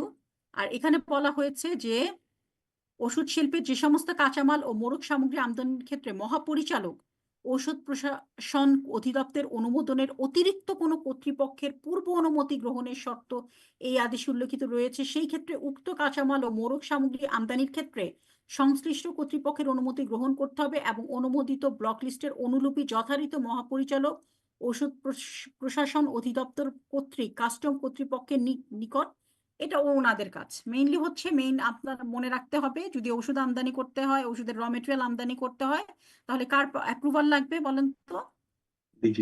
ডিজিডি এর অ্যাপ্রুভাল লাগবে, তাই না? এবং ওই ব্লক লিস্ট অনুযায়ী তাকে আমদানি করা হবে। এবং অনেক সময় দেখা যায় যে ডিজিডি ছাড়াও তার ঊর্ধ্বতন যে কর্মকর্তা, যে মন্ত্রণালয় আছে, তার পারমিশন লাগবে, এবং ওই অনুলিপিটা আবার প্রধান যিনি কার কাছে সাবমিট করতে হবে, এটা ওনার কাছে সাবমিট করতে হবে, এটা ওনারা করবেন। কিন্তু আপনার যেটা দেখার দরকার সেটা হলো ঘটা আপনি দেখবেন। এখানে বলা আছে যে আমদানিকৃত কাঁচামাল ও মোড়ক সামগ্রী আমদানি সংক্রান্ত ইনভয়েস কাঁচামালের বিশেষ প্রতিবেদন মহাপরিচালক ঔষধ প্রশাসন অধিদপ্তর কর্তৃক প্রত্যয়ন অথবা আন্তর্জাতিক খ্যাতিসম্পন্ন প্রাক জাহাজীকরণ পরিদর্শন এজেন্ট এর নিকট হতে প্রতিটি পণ্যের পরিমাণ, মূল্য, গুণাগুণ সম্পর্কে প্রদত্ত সনদপত্রের ভিত্তিতে কাস্টমস কর্তৃপক্ষ ছাড় প্রদান করবে। তার মানে এখানে আপনি কিন্তু অ্যাডিশনাল একটা ডকুমেন্ট চাবেন, সেটা হচ্ছে আদার্স ডকুমেন্ট, এবং আদার্স ডকুমেন্টের যে ডকুমেন্টটা আছে সেটা হলো প্রি শিপমেন্ট ইন্সপেকশন। এবং প্রি শিপমেন্ট ইন্সপেকশনটা কি করবেন? প্রি শিপমেন্ট ইন্সপেকশনটা করবেন যে ডেপুটেড সার্ভেয়ার, এবং এখানে প্রি শিপমেন্ট ইন্সপেকশনে অবশ্যই বলে দিতে হবে যে প্রতিটি পণ্যের পরিমাণ কতটুক আছে, মূল্য কতটুকু, গুণাগুণ সম্পর্কে প্রদত্ত সনদের ভিত্তিতেই কিন্তু কাস্টম কর্তৃপক্ষ পণ্যটি ছাড় করবে। এবং এটা যদি পিএসআই যদি আপনি না চান, তাহলে কিন্তু কাস্টমস গুডসটাকে ছাড়াবে না। তাহলে আমি যদি একটু একদম ছোট্ট করে সামারি করি, ঔষধ শিল্পের কাঁচামাল বা প্যাকেজিং যে ম্যাটেরিয়াল গুলো আছে সেগুলো আমদানি করার জন্য আপনাকে প্রায়র অ্যাপ্রুভাল নিতে হবে, ডিজিডি এর প্রায়র অ্যাপ্রুভাল নিতে হবে। এরপরে যেটা করতে হবে, ডিজিডিএ যেটা অ্যাপ্রুভাল দিয়েছে সেই অনুযায়ী ওষুধ আমদানি করতে হবে। ডিজিডি এর অ্যাপ্রুভাল দেওয়ার পরও অ্যাডিশনাল যদি কোনো অ্যাপ্রুভাল লাগে, সেই অ্যাপ্রুভাল নিয়ে কাস্টম কর্তৃপক্ষের নিকট দিতে হবে। এবং অ্যাজ আ ব্যাংকার আপনাদের জায়গাটা এখানে সেখানে হচ্ছে আপনি অবশ্যই যখন এলসি ইস্যু করবেন র ম্যাটেরিয়ালের, তখন আপনাকে যেটা বলতে হবে 46 এতে আপনি একটা প্রি শিপমেন্ট ইন্সপেকশন একটা সার্টিফিকেট চাবেন, এবং সেক্ষেত্রে আপনি কি কি চাবেন সেটা কে ইস্যু করবে? রেপুটেড সার্ভেয়ার। এবং এর মধ্যে কি কি থাকবে বলেন তো? কি কি থাকবে? পণ্যের মূল্য, গুণাগুণ, এবং প্রতিটি পণ্যের পরিমাণ কতটুক সেটা কাস্টম কর্তৃপক্ষের নিকট অবশ্যই দিতে হবে। এবং সে যদি না দেয়, ইস্যুইং ব্যাংকের কাউন্টারে তো আসবেই, কিন্তু অ্যাট দ্য সেম টাইম কাস্টমসেও কিন্তু সেটা আসতে হবে। এটা হলো ওষুধ। তাহলে আপনাদের এখান থেকে যদি একটা কোয়েশ্চেন করি, সাপোজ ধরেন একটা শর্ট কোয়েশ্চেন করলাম যে what is the regulatory provision for the importation of the র মেটেরিয়াল অফ দ্য মেডিসিন, পারবেন না? জি ইনশাআল্লাহ। কি কি কি বলবেন বলেন তো, কি বলবেন? প্রথমে কি করতে হবে র মেটেরিয়াল ইম্পোর্টের জন্য? কি লাগবে বলেন তো? along with permission from DG DG উনি মানে যদি pre-shipment অ্যাপ্রুভাল দেন তাহলে ওর বাইরে কোনো কিছু আমদানি করা যাবে না, তাই না?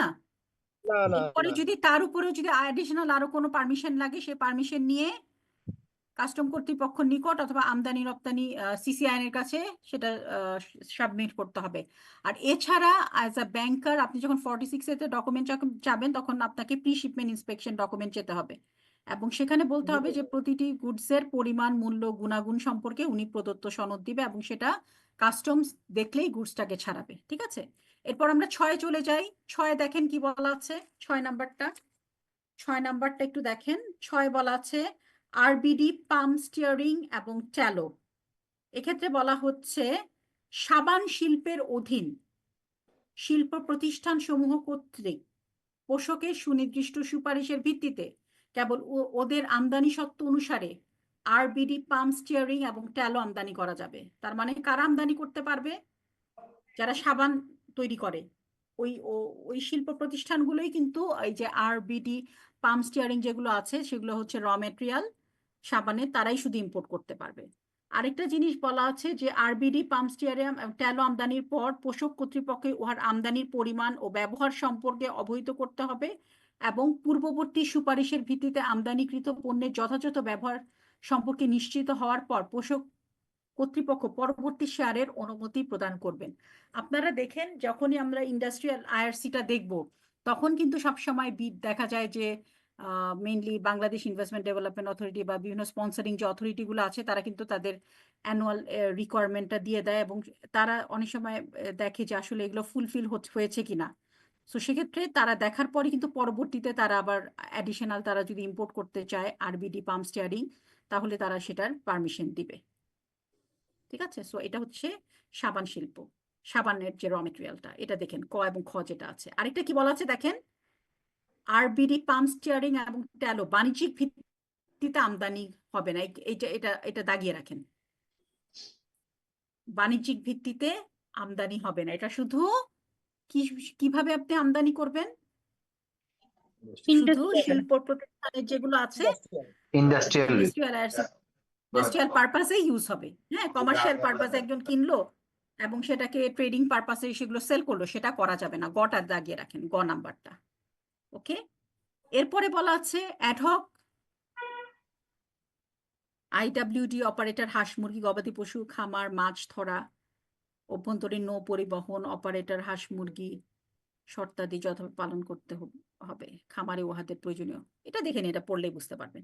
আচ্ছা, এখন আমরা চলে আসি আমাদের জন্য খুব ইম্পর্টেন্ট একটা ইস্যু, এটা হচ্ছে রপ্তানিমুখী শিল্প প্রতিষ্ঠান কর্তৃক পণ্যাদি আমদানি। হ্যাঁ, যেগুলো এক্সপোর্ট ওরিয়েন্টেড ইন্ডাস্ট্রি, সেসব ক্ষেত্রে যে র মেটেরিয়ালটা ইম্পোর্ট করা হয় তাদের রেগুলেশন গুলো কি কি দেখেন। প্রথমে বলা হচ্ছে জাতীয় রাজস্ব বোর্ড কর্তৃক প্রণীত নীতিমালার আলোকে নিশ্চিত ও অপ্রত্যাহারযোগ্য ঋণপত্রের ভিত্তিতে তৈরি পোশাক রপ্তানির জন্য বন্ডেড ওয়্যারহাউস পদ্ধতির অধীন পরিচালিত স্বীকৃত তৈরি পোশাক শিল্প প্রতিষ্ঠান সমূহ ব্যাক টু ব্যাক ঋণপত্রের বিপরীতে বাংলাদেশ গার্মেন্টস ম্যানুফ্যাকচারার বিকেএমইএ কর্তৃক জারিকৃত ইউটিলাইজেশন ডিক্লারেশন এবং অনুমোদিত পরিমাণের কাঁচামাল ও মোড়ক সামগ্রী আমদানি করতে পারবে।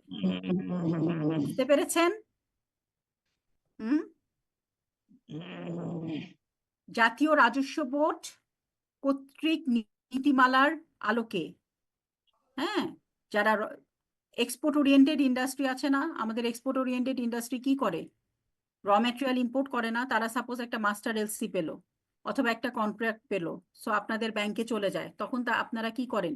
ওই মাস্টার এলসিটা লিয়েন রেখে অথবা কন্ট্রাক্টের এগেনস্টে, ফার্ম কন্ট্রাক্টের এগেনস্টে একটা back to back LC open করেন এবং ব্যাক টু ব্যাক এলসি যখন ওপেন করেন অবশ্যই যেটা হতে হবে যে বন্ডেড ওয়্যারহাউসের সুবিধা সে পেয়ে থাকে।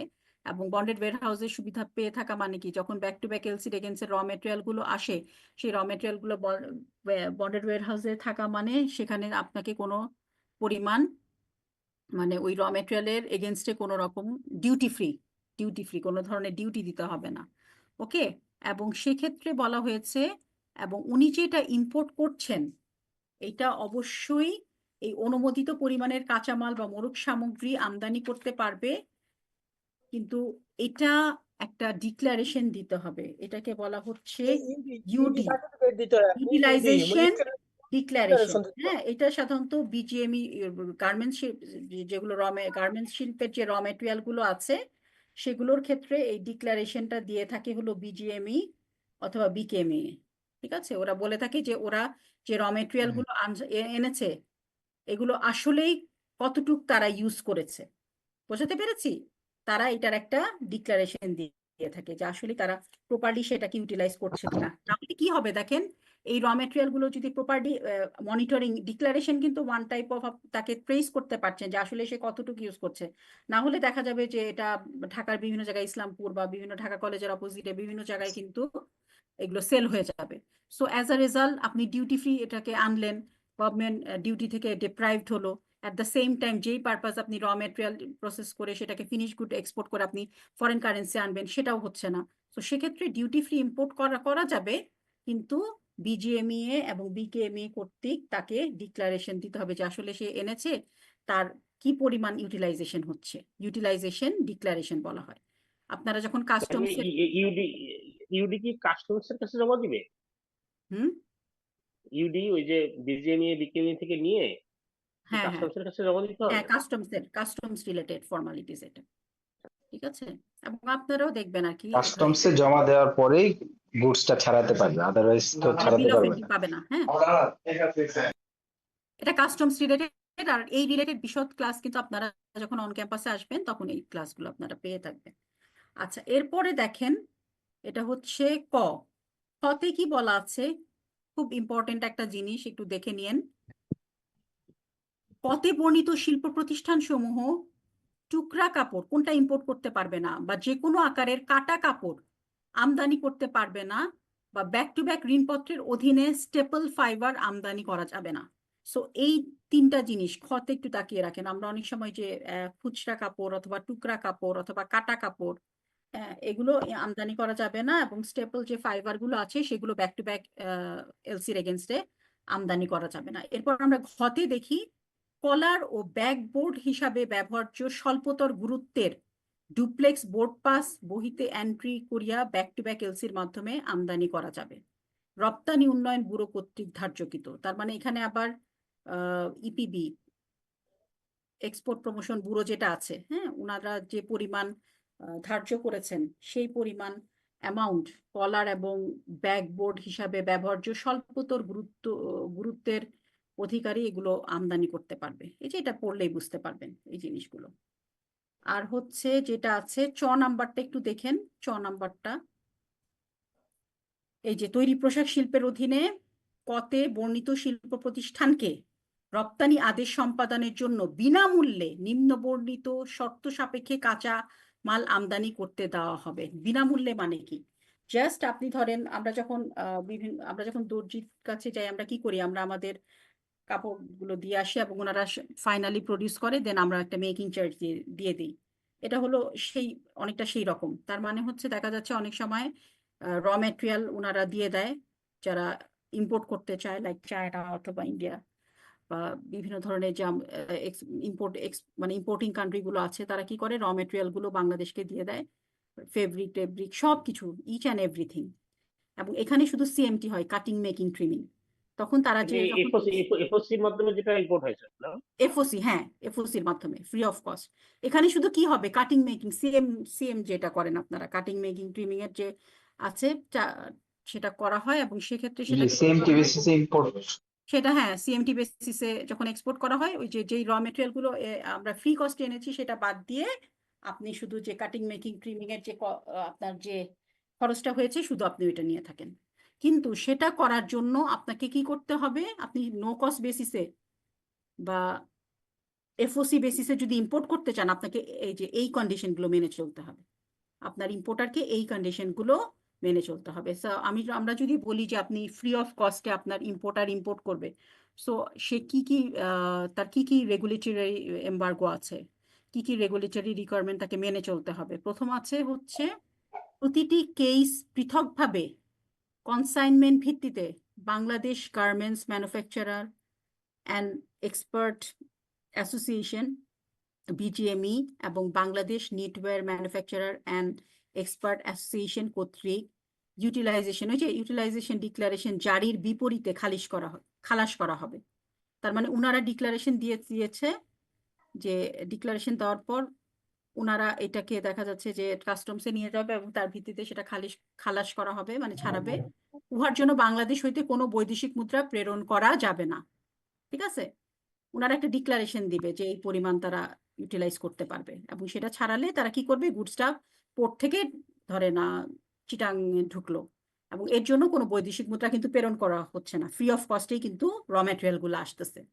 এরপর বলা হয়েছে যে তৈরি সামগ্রী রপ্তানির ক্ষেত্রে যখন এগুলো আসলো, এগুলো আসার পর আপনার যিনি ইম্পোর্টার আছেন উনি ওনার ফ্যাক্টরিতে নিয়ে গেল এবং সেগুলোকে প্রসেস করলো, সিএমটি আমরা যেটাকে বলি, কাটিং মেকিং ট্রিমিং করার পর তারা আবার এক্সপোর্ট করবে। তখন তৈরি সামগ্রী রপ্তানির ক্ষেত্রে প্রাক জাহাজীকরণের পরিদর্শন পিএসআই সার্টিফিকেট চাওয়া হলে, খুব ইম্পর্টেন্ট কিন্তু, তাহা ক্রেতার খরচে প্রস্তুত করত রপ্তানি সম্পাদন করিবার সময় দাখিল করতে হবে। তবে এই ক্ষেত্রে রপ্তানির উদ্দেশ্যে তৈরি পোশাক প্রত্যাখ্যান করা যাবে না। তার মানে হচ্ছে যখন এটা তৈরি হয়ে যাবে তখন তো পিএসআই ওরা চাবে যে আমার একটা প্রি শিপমেন্ট ইন্সপেকশন লাগবে, এবং এটার যে খরচ এখানে ক্রেতার মানে মেইনলি যিনি ইম্পোর্টার উনি সেই খরচটা বেয়ার করবে, এবং যখন রপ্তানি হবে তখন সেই পিএসআইটা জমা দিতে হবে, যে আসলে শিপমেন্টের আগেই তো পিএসআই করতে হবে, এবং তারা পিএসআইটা করে সেটাকে শিপমেন্ট দেখবে যে সব ঠিক আছে কিনা। কিন্তু এখানে বলা হচ্ছে তবে এই ক্ষেত্রে রপ্তানির উদ্দেশ্যে তৈরি পোশাক প্রত্যাখ্যান করা যাইবে না। মানে এমন ভাবে তৈরি করবে যাতে কোনোভাবে মানে প্রত্যাখ্যান করা না যায়। এই জিনিসটা কেন বলেছে এটা আমি একটু দেখবো, কেন প্রত্যাখ্যান করা যাবে না। আচ্ছা, এই ক্ষেত্রে দেখেন তৈরি পোশাক এখানে একটা ভ্যালু এডিশন হয়েছে, মানে এফওসির হ্যাঁ, মাধ্যমে এনে ভ্যালুয়েশনের কথা পড়ে আছে। হ্যাঁ, এই ভ্যালু এডিশন হওয়ার কারণেই এটা প্রত্যাখ্যান করা যাবে না। নাহলে তো আমরা তো 20% ভ্যালু এডিশন অ্যাড করে তারপর কি পোশাকটা করলাম, প্রস্তুত করলাম, এই কারণেই এটা প্রত্যাখ্যান করা যাবে না। এটা আচ্ছা, এক্সপোর্টারের কাছে পিএসআই করলে আবার তাহলে পিএসআই দরকার কি যদি প্রত্যাখ্যান নাই করা যায়? জি বলেন।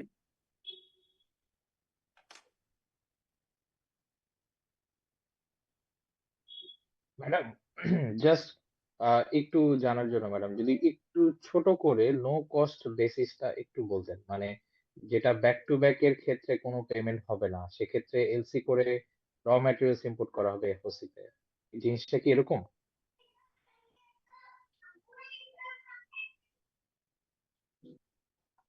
হ্যালো, বলেন। জি ম্যাডাম, জাস্ট নো কস্ট বেসিসটা যদি একটু ছোট করে এটা বলতেন। হচ্ছে free of back cost to back হচ্ছে এ আনা হবে কিন্তু কোনো পেমেন্ট করা হবে না। র ম্যাটেরিয়াল গুলো ধরেন ফেব্রিক্স তারপর বাটান সবকিছু ফ্রি অফ কস্টে বাইরে থেকে নিয়ে আসবে, চায়না থেকে সাপোজ ব্যাক টু ব্যাক এর মাধ্যমে না কন্ট্রাক্ট? ব্যাক টু ব্যাক এলসির মাধ্যমে অথবা কন্ট্রাক্টের মাধ্যমে এখানে এসে সে শুধু কি করবে, এটাকে কাটিং করবে, মেকিং করবে, ট্রিমিং করবে, সবকিছু করে দেন ফাইনালি সে এক্সপোর্ট করবে। এবং যখন ধরেন সে র ম্যাটেরিয়াল আনলো, আমি বলি র ম্যাটেরিয়াল আনলো সে 80 টাকার, হ্যাঁ মানে এটা এমন ম্যাডাম যে অনেক সময় মানে ওই যে বিদেশ থেকে অর্ডার প্লেস করে, এমন হয় মানে দুই ধরনের হয়। একটা হচ্ছে বায়ার বা ওই যে ইম্পোর্ট করবে সে ফেব্রিক্সটা সিলেক্ট করে দেয় যে সাপোজ চায়না থেকে এই ফেব্রিক্সই আনতে হবে। আবার অনেকে কি বলে যে ওখান থেকে ফেব্রিক্সটা পাঠায় দেয়, বলে যে মানে এখান থেকে শুধু মানে তৈরি করে পাঠায় দিবে, এরকম আর কি। এইটা নো কস্ট, মানে জাস্ট সবকিছু দিয়ে দেয়, হ্যাঁ জাস্ট আপনি তৈরি করে পাঠাবেন, কিন্তু এর ইয়ে আছে, এর কিছু মানে কন্ডিশন আছে ভ্যালু এডিশনের, যেটা আমরা শেয়ার করছিলাম। ধরেন ম্যাডাম আপনি এগুলো যেহেতু কোনো পেমেন্ট হয় না, তাহলে কি এগুলো কোনো রিপোর্টিং হয়? হ্যাঁ রিপোর্টিং হয় ভাইয়া, এটা রিপোর্ট হয়। হ্যাঁ রিপোর্টিং হয়, সিএমটি বেসিসে রিপোর্টিং আলাদা একটা $1,00,000 একটা কন্ট্রাক্ট শিডিউল আছে। $1,00,000 এগেইনস্টে আপনার কন্ট্রাক্টের এগেইনস্টে আপনি $70,000 ধরেন আপনার যা যা ম্যাটেরিয়ালস লাগবে সব যিনি ইম্পোর্ট করবেন উনি পাঠাই দিবে। ওগুলা মানে ম্যাক্সিমাম ক্ষেত্রে আপনার এলসি ছাড়াই হয়, ঠিক আছে, ওপেন কন্ট্রাক্টের অ্যাকাউন্টে বেসিস। হয়, কন্ট্রাক্টের বেসিসে ওপেন অ্যাকাউন্টে মালগুলো চলে আসে, আসার পরে আমাদের দেশে শুধু ওই যে সিএমটিটা হয়, কাটিং মেকিং স্টিমিং হয়, হয়ে এটা আবার এক্সপোর্ট হয়, হওয়ার পরে এখানে যে এক্সপোর্ট ভ্যালুটা হয় $1,00,000। আর ইম্পোর্ট, এটা ইম্পোর্ট হয়, ইম্পোর্টের কোনো পেমেন্ট হয় না আর কি। ধরুন $70,000 দেখাবে যে ইম্পোর্ট হয়েছে, আর $1,00,000 এক্সপোর্ট হয়েছে। মূলত রেমিটেন্স আসবে $30,000, এইটুকুই। আর মাঝখানে ওই দুইটা রিপোর্ট হবে, সিএমটি রিপোর্ট হবে, বাট অ্যাকচুয়াল পেমেন্ট হচ্ছে $30,000। আচ্ছা, আর আপনার রিপোর্টিং এর কিভাবে হবে? রিপোর্টিং এর রিকোয়ারমেন্ট কি কি আমাদের? এই যে আমরা যখন আপনারা যখন অন ক্যাম্পাসে আসবেন তখন রিপোর্টিং এর উপর আলাদা ক্লাসই আপনাদের করাবো, ঠিক আছে? আর জিএফইটির উপর যখন ক্লাস হবে আপনাদের, তখন আপনারা রিপোর্টিং রিলেটেড জিনিসগুলো পাবেন। এবং আমরা জানি যে এভরি ট্রানজেকশনের কিন্তু আমাদের রিপোর্টিং দরকার আছে, কারণ রিপোর্টিং না করলে, এবং আপনারা দেখেন মানি লন্ডারিং প্রিভেনশন গাইডলাইন 2019 যেটা আছে, ওয়ান অফ দ্য কি বলবো source of trade TBML is CMT. অনেক সময় সিএমটির মাধ্যমে কিন্তু huge amount of trade base money laundering হয়, ঠিক আছে? ওই ম্যাডাম, জিনিস আসলে আমাদের ব্যাংকে আমাদের ট্রানজেকশন এবং রিপোর্টিং দুইটাই করতে হয়, তো সেই জন্য আসলে আমি রিপোর্টিংটা নিয়ে একটু ও কনসার্ন ছিলাম। আচ্ছা আচ্ছা, না থ্যাংক না, ইউ ওইটার সবাইকে উপর অনেক আপনাদের হেল্প। আলাদা আমরা ক্লাসই করাবো। আর এরপরেও যদি মানে দরকার হয় এডিশনাল, আমি তাহলে আপনার সাথে কথা বলবো, রিপোর্টিং পার্সপেক্টটা আমি আপনাকে জানিয়ে দিব। হ্যাঁ, থ্যাংক ইউ ম্যাডাম। ঠিক আছে। আচ্ছা, মোস্ট ওয়েলকাম। হ্যাঁ, তানসির ভাই। আচ্ছা, এখন দেখেন ওই যে রিকোয়ারমেন্টের কথা যেটা বলছিলাম, যেমন ধরেন এই যে প্রতি ডজন এফওবি মার্কিন ডলার পর্যন্ত যেটা আছে মূল্যের সকল পরিমাণ ওভেন ও নিট পোশাক রপ্তানির ক্ষেত্রে কত হতে হবে? 20 ভাগ। 20 ভাগ মানে কি? 20 ভাগ মানে হচ্ছে আপনি র ম্যাটেরিয়াল কিনলেন, হ্যাঁ, এখন বলা হচ্ছে যে ফরেন কারেন্সির ক্ষেত্রে র ম্যাটেরিয়ালের কস্ট হচ্ছে, আপনি যদি এক্সপোর্ট এলসি অথবা আপনি কন্ট্রাক্টের মাধ্যমে যদি সেটা প্রকিউর করেন, তাহলে 80% আপনার মানে টোটাল ভ্যালুর 80%-এর বেশি হতে পারবে না প্রথমটার ক্ষেত্রে। তার মানে আপনি র মেটেরিয়াল ইম্পোর্ট করলেন, এবং আপনার যে এই ফরেন মানে এই পারপাসে আপনার খরচ হলো ধরেন 100 টাকার গুডস, 80 টাকা খরচ হলো। এখন আপনি গুডসটাও সেল করলেন 80 টাকায়, তাহলে কি আপনার কোনো ভ্যালু অ্যাডিশন হলো? হলো না। তার মানে এখানে বলা হয়েছে যে ম্যাক্সিমাম আপনার যে ভ্যালু অ্যাডিশনটা হতে হবে, মানে মিনিমাম যে ভ্যালু অ্যাডিশনটা হতে হবে সেটা কত? এটার ক্ষেত্রে 20 ভাগ। ফরেন কারেন্সিতে আমরা যে র মেটেরিয়াল গুলো পারচেস করি, তাই না? আমরা এক্সপোর্ট এলসি পেয়ে থাকি, অথবা আমরা কন্ট্রাক্টের এগেনস্টে আমরা র মেটেরিয়াল পারচেস করে থাকি। অ্যাজ আ রেজাল্ট আমরা যে এক্সপোর্ট এলসির যে ভ্যালুটা অথবা কন্ট্রাক্টের যে ভ্যালুটা, সেটা 80%-এর বেশি হতে পারবে না। তার মানে হচ্ছে আমরা যদি 80 টাকার র মেটেরিয়াল কিনি, গুডসটা অ্যাটলিস্ট আমাকে 100 টাকায় সেল করতে হবে। ওকে, সো এক্ষেত্রে এই যে এই ভ্যালু এডিশনের কথা বলা আছে। আবার প্রতি ডজন এফওবি মার্কিন ডলার অধিক মূল্যের সকল প্রকার, এটার ক্ষেত্রে আপনার ভ্যালু এডিশন হবে 10 ভাগ। আবার সকল প্রকার শিশু পোশাক রপ্তানির ক্ষেত্রে আপনার ভ্যালু এডিশন কত হবে? 15 ভাগ। এই জিনিসগুলো এখানে বলা আছে, কারণ ভ্যালু এডিশন যদি না হয় তাহলে আলটিমেটলি তো আমার কোনো লাভ হচ্ছে না। আমি যা ইম্পোর্ট করছি র মেটেরিয়াল হিসাবে, যেটা আমি ইউজ করছি, আলটিমেটলি সেই প্রাইসেই সেটাকে সেল করছি, তাহলে তো আলটিমেটলি আমার ফরেন কারেন্সি আর্ন হচ্ছে না। হ্যাঁ, তো সেক্ষেত্রে আমার প্রোডাক্ট ওয়াইজ ভ্যালু এডিশনের কথা বলা আছে, ম্যাক্সিমাম 20 ভাগ, তারপর 15, শিশু পোশাকের ক্ষেত্রে 15 ভাগ, আর হচ্ছে আদার দেন কি বলেছে যে এটা ছাড়া ওভেন ও নিট ছাড়া প্রতি ডজন এফওবি 60 মার্কিন ডলারের অধিক মূল্যের সকল প্রকার ওভেন ও নিট পোশাক রপ্তানির ক্ষেত্রে শতকরা 10 ভাগ। এই জিনিসগুলো বলা আছে। সো আপনারা এই টেবিলটা একটু দেখেন, হ্যাঁ, ভ্যালু এডিশনের। আচ্ছা, রসইটা দেখেন, এটা কিন্তু খুব গুরুত্বপূর্ণ এই জিনিসটা। দেখেন, কনসাইনমেন্ট ভিত্তিতে আমদানিকৃত সামগ্রীর বর্ণনা, এটা আপনারা কিন্তু একটা এফি সার্কুলার পেয়েছেন। এখানে এই কথাটা বলা আছে, সামগ্রীর বর্ণনা, পরিমাণ ও মূল্য অবশ্যই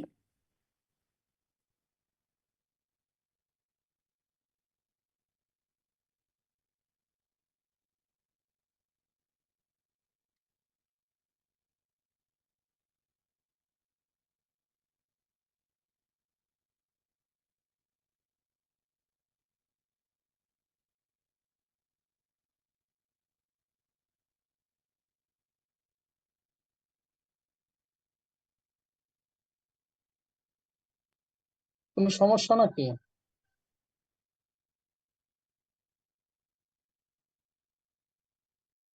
শুনতে পাচ্ছি না তো।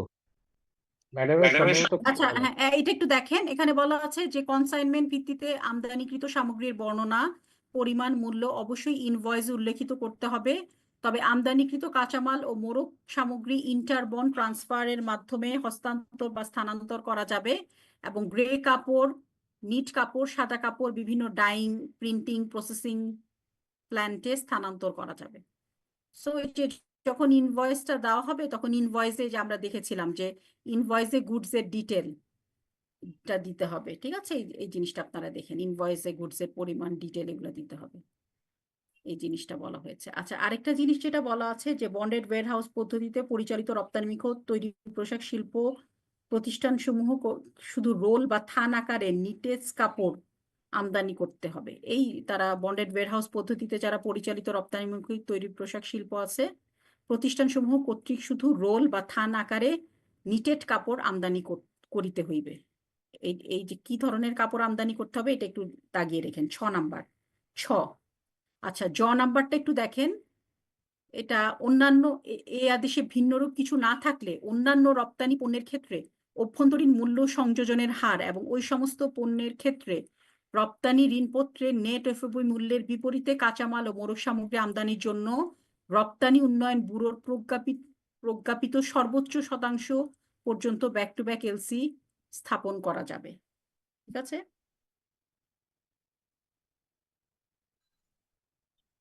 এই জিনিসটা দেখেন আপনারা যে কতটুকু করতে পারবে।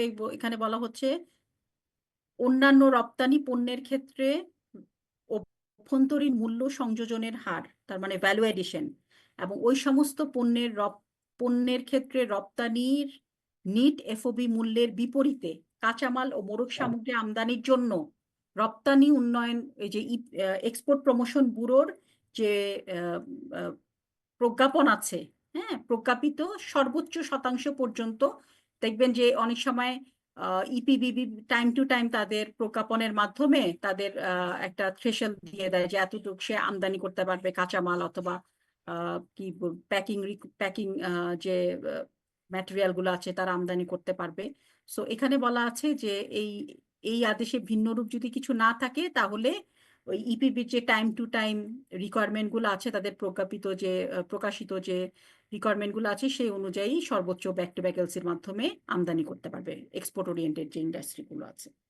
এটার ক্ষেত্রে এই কথাগুলোই বলা আছে, এটা একটু দেখে নিন। এটা নাম্বারটা এরকম ইম্পর্টেন্ট কিছু না। আর হচ্ছে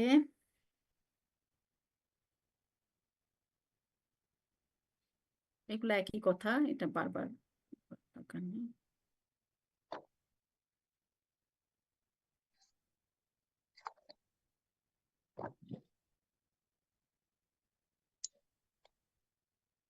আচ্ছা এটা একটু দেখেন আপনারা এটা কিছু মনে থাকবে আমরা না আমি পরে সামারি করছি, একটু একটু একটু জাস্ট নিজেদের জন্য ঠটা একটু দেখে নিন। হ্যাঁ, ঠটা একটু দেখেন। অনেক সময় যেটা বলা হয়েছে আমরা বলেছিলাম না এর আগে যে কিছু অনেক সময় দেখা যায় যে বৃহত্তর স্বার্থে আমরা অনেক গুডস রেস্ট্রিক্টেড করে দেই, তাহলে কি হবে যে র মেটেরিয়াল তারা ইজিলি বাইরে থেকে ইম্পোর্ট করছে এবং ট্রেডিং পারপাজে বিভিন্ন ইল মোটিভে ইউজ করছে। কিন্তু অনেক সময় দেখা যায় যে একটা গুডস তৈরি করতে আপনাকে ওই মানে র মেটেরিয়ালটা ইম্পোর্ট করতে হবে, কিন্তু সেটা রেস্ট্রিক্টেড, কিন্তু আপনি সেটা আপনার লাগবেই। সেক্ষেত্রে বলা হচ্ছে যে নাম্বারটা একটু দেখেন, রপ্তানিমুখী তৈরি পোশাক এবং হোশিয়ারি টেক্সটাইল ব্যতীত অন্য রপ্তানিমুখী শিল্পের ক্ষেত্রে পোষকের সুপারিশের ভিত্তিতে বা প্রধান নিয়ন্ত্রকের পূর্ব অনুমতিক্রমে সুনির্দিষ্ট রপ্তানি আদেশ সম্পাদনের জন্য প্রয়োজন হলে নিষিদ্ধ বা শর্তাধীন আমদানিযোগ্য কাঁচামাল, মোড়ক সামগ্রী ও যন্ত্রাংশ রপ্তানিমুখী শিল্পসমূহকে আমদানির অনুমতি দেওয়া হবে। এক্ষেত্রে সংশ্লিষ্ট বাবাকে বলো, তুমি হাসছো, ফোন করে বলো, বাবা খুঁজতেছে। এক্ষেত্রে সংশ্লিষ্ট শিল্প প্রতিষ্ঠান সমূহকে আমদানিকৃত নিষিদ্ধ বা শর্তাধীন আমদানিযোগ্য পণ্য বা পণ্য সমূহের মূল্যের 100% ব্যাংক গ্যারান্টি দাখিল করতে হবে। অনেক সময় দেখা যায় যে রেস্ট্রিক্টেড গুডস র মেটেরিয়াল ইম্পোর্ট করছে, হ্যাঁ, সো সেক্ষেত্রে যখন র মেটেরিয়াল ইম্পোর্ট করবে তখন তাকে ব্যাংক গ্যারান্টি দিতে হবে যে আসলে যদি কোনো ক্ষয়ক্ষতি হয় তাহলে সে তাহলে সেই ক্ষতিপূরণ দিবে, এই অনুযায়ী একটা তাকে ব্যাংক গ্যারান্টি দিতে হবে। এবং তবে যে সকল রপ্তানিমুখী শিল্প বন্ডেড ওয়্যারহাউস লাইসেন্সের অধীনে পরিচালিত উহাদের ক্ষেত্রে অনুরূপ ব্যাংক গ্যারান্টির দরকার নেই। যদি বন্ডেড ওয়্যারহাউসের অধীনে থাকে তাহলে এরকম ব্যাংক গ্যারান্টির দরকার লাগবে না। এই কথাটা এখানে বলা হয়েছে। তাহলে আপনারা এখান থেকে যেটা একটু দেখবেন, আমি একটু বলে দেই। এখান থেকে আপনারা রপ্তানিমুখ এই যে কটা দেখবেন, ক কারা করতে পারবে, কারা করতে পারবে, এটা একটু দেখবেন। তারপরে টুকরা কাপড় আমদানি করতে পারবে না, দেখেন খ। হ্যাঁ, তারপরে যেটা বললাম ঘটা দেখবেন, ঘ ঘ কলার।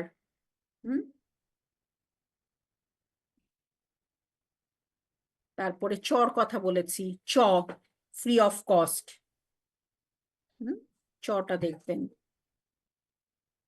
চর পর হচ্ছে সরেওটা দেখতে হবে, সরেও সরেয়া, সরেও সরেয়া।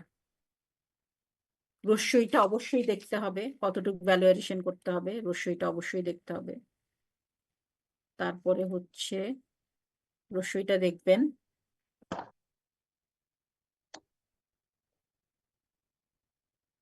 আর একটা কথা বলেন তো আমাকে, দেখি তো কতটুকু ক্লাস করলেন এখন। কোনো কারণে ধরেন মানে এই যে এই অন্য কিছু বলা নাই, হ্যাঁ, ধরেন এগুলো পণ্য ছাড়া বাকি যেগুলো আছে, মূল্য সংযোজনের হার কে নির্ধারণ করে দিবে? রপ্তানি উন্নয়ন bureau, thank export you, promotion. Thank you Sohel ভাই, thank you. EPB, export promotion bureau. Okay, এই যে জটা দেখবেন, জ জ একই জিনিস, জটা দেখবেন। এরপরে হচ্ছে যেটা বললাম আপনাদের ঠ, ঠ যেটা আছে, ঠটা একটু দেখতে হবে, ঠিক আছে, ঠটা একটু দেখেন। আচ্ছা, এখন খুব ইম্পর্টেন্ট একটা ইস্যু, ইম্পর্টেন্ট ইস্যুটা হচ্ছে ব্যাক টু ব্যাক এলসি। ওকে, এটা একটু মনে রেখেন। ডিমড এক্সপোর্টার আমরা অনেক পড়েছি, হ্যাঁ। ডিমড এক্সপোর্টার যিনি আছেন, প্রচ্ছন্ন রপ্তানিমুখী শিল্পের ক্ষেত্রে ব্যাক টু ব্যাক ঋণপত্রের বিপরীতে বন্ডেড ওয়্যারহাউসের মাধ্যমে কাঁচামাল আমদানি করতে পারবে। তার মানে যারা ডিমড এক্সপোর্টার, এতক্ষণ তো দেখলাম ডিরেক্ট এক্সপোর্টার, তাই না? এখন যেটা যারা ডিমড এক্সপোর্টার, গেটটা বিরাট, ডিমড এক্সপোর্টাররাও কি করতে পারবে? ব্যাক টু ব্যাক এলসির এগেইনস্টে তারা কি করতে পারবে? আমদানি করতে পারবে। হ্যাঁ, যাও ঘরে যাও। Back to back, sorry, back to back এলসির এগেইনস্টে তারা কি করতে পারবে? কাঁচামাল আমদানি করতে পারবে। ধরেন আমি, কত পেজ? এটা হচ্ছে ভাইয়া 7759 এর ঠিক উপরের ড ঢ, ঢ for Dhaka, hour beautiful city Dhaka. 7758 এর একদম লাস্ট হ্যাঁ, যে প্যারা সেটা। আরে ঢাকা বললাম আমরা, তাই না? আমাদের সুন্দর শহর, কি বলেন আপনারা? ওটা শহর, না না না, কি বলে? সুন্দর না, আমাদের প্রিয় শহর আর কি। হ্যাঁ, প্রিয় শহর। হ্যাঁ, আমাদেরকে আবার মাস্ক ছাড়া বের হইতে বলছে এই ঢাকা শহরে, মাস্ক পরে বের হইতে বলছে।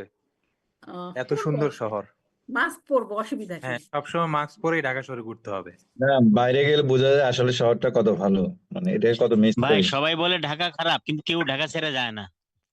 ঢাকার মতো মজা বাংলাদেশে আর কোথাও নাই। আচ্ছা, ঠিক আছে, হ্যাঁ, ওকে, পানি খাও। এখানে কি নাই? সবই আছে, সবই আছে, জ্যাম আছে, সবকিছুই আছে, তাই না? জ্যামটা একটু বেশি ক্লাস আছে। কয়টা পর্যন্ত চলবে ম্যাডাম? আচ্ছা, শেষ করবো, দেখেন না, একটু শুরু করি, একটু শেষ হয়ে যাবে এখনই। আচ্ছা, আমি একটু আগে আসছি অফিস থেকে, জ্যাম ছিল। ম্যাডাম বলতেছে মাত্র শুরু করবে। না না না, আমরা শেষ করে দিব। যে এটা শুধু আপনারা দেখবেন যে ব্যাক টু ব্যাক এলসির ক্ষেত্রে যারা প্রচ্ছন্ন, সাপোজ ধরেন আমি ডিরেক্ট এক্সপোর্টার, আমি ধরেন টি শার্ট বা শার্ট এক্সপোর্ট করব, এবং শার্টে দেখবেন আপনাদের বিভিন্ন যে কলার, যেমন নতুন শার্টে দেখবেন কলারের ভিতর পাতলা যখন ইয়ে থাকে, কি বলবো, প্লাস্টিকের বকলম বলে আমাদের দিকে, বকলম, বকলেস, ব্যাকলেস কি বকলেস জানি বলে। থাকে, তারপরে বাটন টাটন এগুলো থাকে। এগুলা কিন্তু মেইনলি দেখা যায় যে ডিমড এক্সপোর্টারের থেকেই কিন্তু ডিরেক্ট এক্সপোর্টাররা কিনে।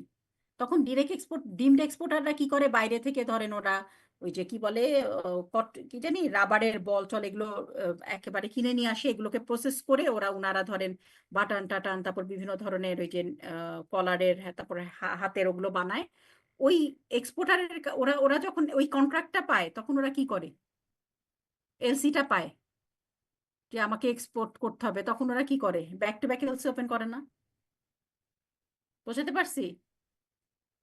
সাপোজ আমি যদি ডিরেক্ট এক্সপোর্টার হই, আমি নিগার আপাকে বললাম যে আমি আপনার থেকে ওই যে আমি শার্ট বানাচ্ছি ঠিকই, কিন্তু শার্ট যখন ফিনিশিং হবে ভিতরে কলারের ভিতরে প্লাস্টিকের ওইটা লাগবে, কলার হাতের কি বলে ওই যে হাতের ওটাকে কি বলে, প্লাস্টিকের যে নতুন শার্টের এই যে ভিতরে বাটন, বাটনের তারপরে বা অনেক র্যাক কিছু ট্যাক হতে লাগবে, পারে। তখন আপনি ম্যাম যদি এগুলো আমরা প্রচুর করি ম্যাডাম, আমরা এই টেবিল করেন থেকে না, ওই টেবিলে এলসি করি। হ্যাঁ, এক্স্যাক্টলি, তখন আপনাদের দেখা যাবে যে যিনি বাংলাদেশের ডিমড এক্সপোর্টার আছে উনি বাইরে থেকে আমার থেকে একটা অর্ডার পেলেন।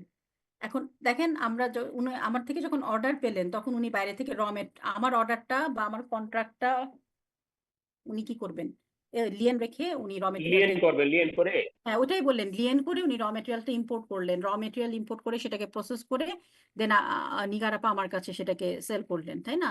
এবং আমি ওনাকে ফরেন কারেন্সি দিয়ে দিলাম। সো সেক্ষেত্রে ব্যাক টু ব্যাক এলসির মাধ্যমেও কিন্তু ডিমড এক্সপোর্টাররা ব্যাক টু ব্যাক এলসিরও সুবিধা পাবে। ঠিক আছে, সাপোজ এরকম একটা স্টেটমেন্ট দিয়ে দিলাম যে what is the regulatory provision, বা ডিমড এক্সপোর্টাররা কি back to back LC open করতে পারবে কিনা, ট্রু অর ফলস, অথবা অনেকগুলো ব্যাক টু ব্যাক পারবে, এলসিতেই লিয়েন করে তারপর আবার ব্যাক টু ব্যাক করতে হবে, করতে পারবে, আবার ব্যাক টু ব্যাক করতে পারবে। ঠিক আছে, সো এই জিনিসটা, এটা একটা হলো। এরপরে দেখেন এটা গেল ঢ। ম্যাডাম তার মানে প্রথমত আমি একটা মাস্টার এলসির এগেইনস্টে আমি ব্যাক টু ব্যাক এলসি খুলছি, তো ব্যাক টু ব্যাক এলসি খোলার পরে আবার back to back LC K Leyen করে আরেকটা এলসি খোলা যাবে এরকম? জি জি জি। এক্স্যাক্টলি আপনারা তাই। এটা তো প্র্যাকটিস করেন তাই না? আমি মানে ফাইনাল এক্সপোর্টার থেকে একটা ব্যাক টু ব্যাক এলসি পেলাম, ডিম এক্সপোর্টার, হুম, আমি আবার ওইটাকে লিয়েন রেখে আবার আমি আলাদা করে আবার ব্যাক টু ব্যাক করবো, মানে কয়েক মানে লেয়ারে হচ্ছে আর কি, এই কয়েক লেয়ার, এটা হচ্ছে ওই ডিম 3 এক্সপোর্টের লেয়ার জন্য তাহলে এটা মাস্টার এলসি হয়ে গেল, তাই না? মাস্টার এলসি হয়ে গেল। জি জি। হ্যাঁ, বা কন্ট্রাক্ট। আচ্ছা, এরপরে দেখেন এটা, এই যে এইটা আপনাদের জন্য খুব ইম্পর্টেন্ট, নটা দেখেন, নটা খুব ইম্পর্টেন্ট।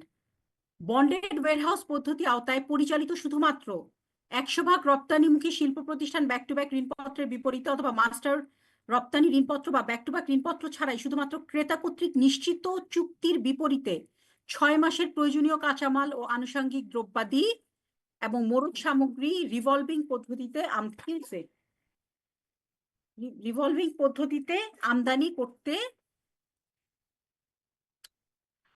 করতে পারবে। অনেক সময় দেখা যায় যে কি হয়, বন্ডেড ওয়্যারহাউসের, দেখেন এটা খুব ইম্পর্টেন্ট, বন্ডেড ওয়্যারহাউস পদ্ধতির আওতায় পরিচালিত শুধুমাত্র শতকরা 100% রপ্তানিমুখী শিল্প প্রতিষ্ঠান ব্যাক টু ব্যাক ঋণপত্রের বিপরীতে অথবা মাস্টার রপ্তানি ঋণপত্র অথবা ব্যাক টু ব্যাক ঋণপত্র ছাড়াই শুধুমাত্র ক্রেতা কর্তৃক নির্দিষ্ট চুক্তির বিপরীতে 6 মাসের প্রয়োজনীয় কাঁচামাল, আনুষঙ্গিক দ্রব্যাদি এবং মোড়ক সামগ্রী রিভলভিং পদ্ধতিতে আমদানি করতে পারবে। বুঝতে পারছি? অনেক সময় দেখা যায় কোনো এলসি ছাড়া, কোনো ব্যাক টু ব্যাক এলসি ছাড়া বা কোনো কন্ট্রাক্ট ছাড়া, মাস্টার এলসি ছাড়া বা কন্ট্রাক্ট ছাড়া শুধুমাত্র ক্রেতা বিক্রেতার মধ্যে একটা মিউচুয়াল আন্ডারস্ট্যান্ডিং, অনেক সময় দেখা যায় তাদের মধ্যে একটা লং টার্ম ট্রেডিং রিলেশনশিপ আছে, তখন তারা কি করে, যারা র মেটেরিয়াল সাপ্লায়ার আছে তারা কি করে 6 মাসের জন্য একটা র মেটেরিয়ালের যে তাদের রিকোয়ারমেন্ট সেটা দিয়ে দেয়, তারা আলটিমেটলি কাঁচামাল সেটাকে প্রসেস করে ফিনিশ গুড়ে তৈরি করে আবার সেটাকে সেল করে দেয়, আবার জুন থেকে ডিসেম্বরে র মেটেরিয়াল পেয়ে যায়, আবার সেটাকে তারা প্রসেস করে আবার সেটাকে সেল করে দেয়। তার মানে এটা হচ্ছে দেখেন ঋণপত্র ছাড়াও কিসের মাধ্যমে, মানে ঋণ ছাড়াও শুধুমাত্র চুক্তির বিপরীতে কনফার্ম চুক্তির ভিত্তিতে 6 মাসের প্রয়োজনীয় কাঁচামাল তারা রিভলভিং বেসিসেও তারা আমদানি করতে পারে। এখানে বলা হয়েছে বিদ্যমান ফ্যাক্টরির ক্ষেত্রে সংশ্লিষ্ট ব্যাংক কর্তৃক বিষয়ে ইস্যুকৃত সনদের উপর ভিত্তি করে পরিমাণ নির্ধারণ করতে হবে এবং নতুন ফ্যাক্টরির ক্ষেত্রে বাংলাদেশ বিনিয়োগ উন্নয়ন কর্তৃক নির্ধারিত উৎপাদন ক্ষমতার উপর ভিত্তি করে 6 মাসের পরিমাণ নির্ধারণ করা হবে এবং 100%, মানে এই যে আপনি যে 6 মাসের রিকোয়ারমেন্টটা দিচ্ছেন এটা কিসের উপর ডিপেন্ড করে আপনি র মেটেরিয়াল দিয়ে দিবেন ওই এক্সপোর্টারকে, এটা বলা হয়েছে যে সে আগের বছর কতটুকু ইউটিলাইজ, হ্যাঁ আগের বছর কতটুকু সে ইউটিলাইজ করতে পেরেছিল, হ্যাঁ আগের বছর সে কতটুকু ইউটিলাইজ করতে পেরেছিল। নতুন নতুন ফ্যাক্টরির যে ক্ষেত্রে তো আপনি আগের ফিগার পাচ্ছেন না, সেক্ষেত্রে বিডার যে অ্যাসেসমেন্ট, বিটা বলে দিবে সে কতটুক পারবে। হ্যাঁ, সো এক্ষেত্রে আর এক্ষেত্রে বলা হয়েছে যেগুলো বন্ডেড ওয়্যারহাউস পদ্ধতির আওতায় পরিচালিত 100% রপ্তানিমুখী শিল্প প্রতিষ্ঠান স্থানীয় উৎপাদনকারী ও সরবরাহকারী প্রতিষ্ঠান হতে সাইট অথবা সর্বোচ্চ 180 দিন বিলম্বে পরিশোধ ব্যবস্থায় স্থানীয় ঋণপত্রের মাধ্যমে সংগ্রহ করতে পারবে। মানে এটা ওদের মাধ্যমে কিভাবে ট্রানজেকশন গুলো হবে তার এখানে আপনারা দেখে নেবেন যে ডিমড এক্সপোর্টাররাও back to back LC open করতে পারবে, নাম্বার 1।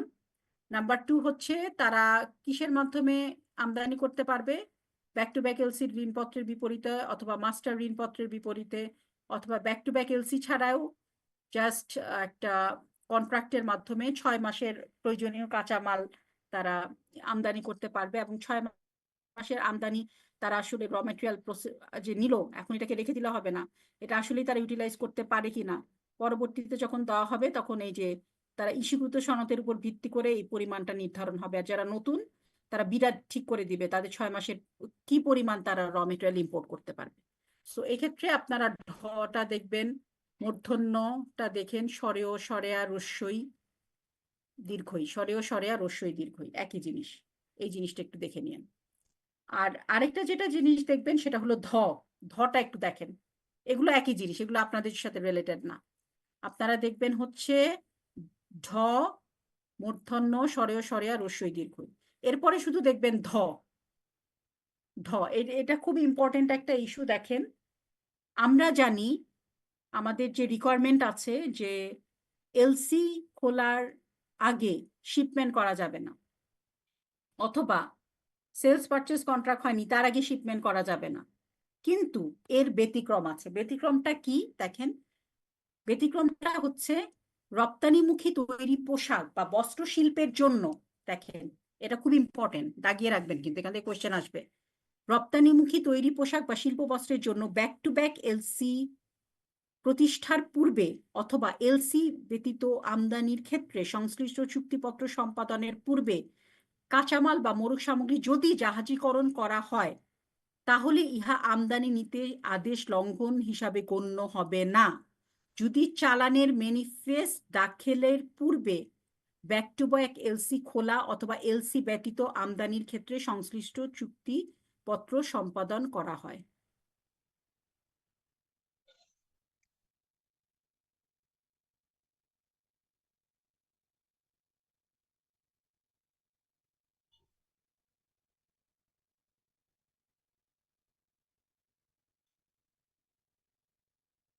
দেখেন আমরা জানি যে এলসি ওপেন করার আগে অথবা সেলস পারচেজ কন্ট্রাক্টের আগে কোনোভাবেই শিপমেন্ট করা যাবে না, কিন্তু রপ্তানিমুখী তৈরি পোশাকের ক্ষেত্রে বা বস্ত্র শিল্পের ক্ষেত্রে এটা করা যাবে। ব্যাক টু ব্যাক এলসি প্রতিষ্ঠার পূর্বেই অথবা এলসি ব্যতীত আমদানির ক্ষেত্রেও এটা করা যাবে। শুধু এই দুইটা শিল্পের ক্ষেত্রে। কেন, কিভাবে করা যাবে? সাপোজ আপনি শিপমেন্ট করে ফেলছেন, হ্যাঁ ব্যাক টু ব্যাক এলসি আপনার র মেটেরিয়াল হয়ে গেছে, আপনি র মেটেরিয়াল আপনি আনবেন, হ্যাঁ এখন দেখা গেল যে র মেটেরিয়াল আসবে বা আপনি প্রথমে এলসি আসবে, মিনিট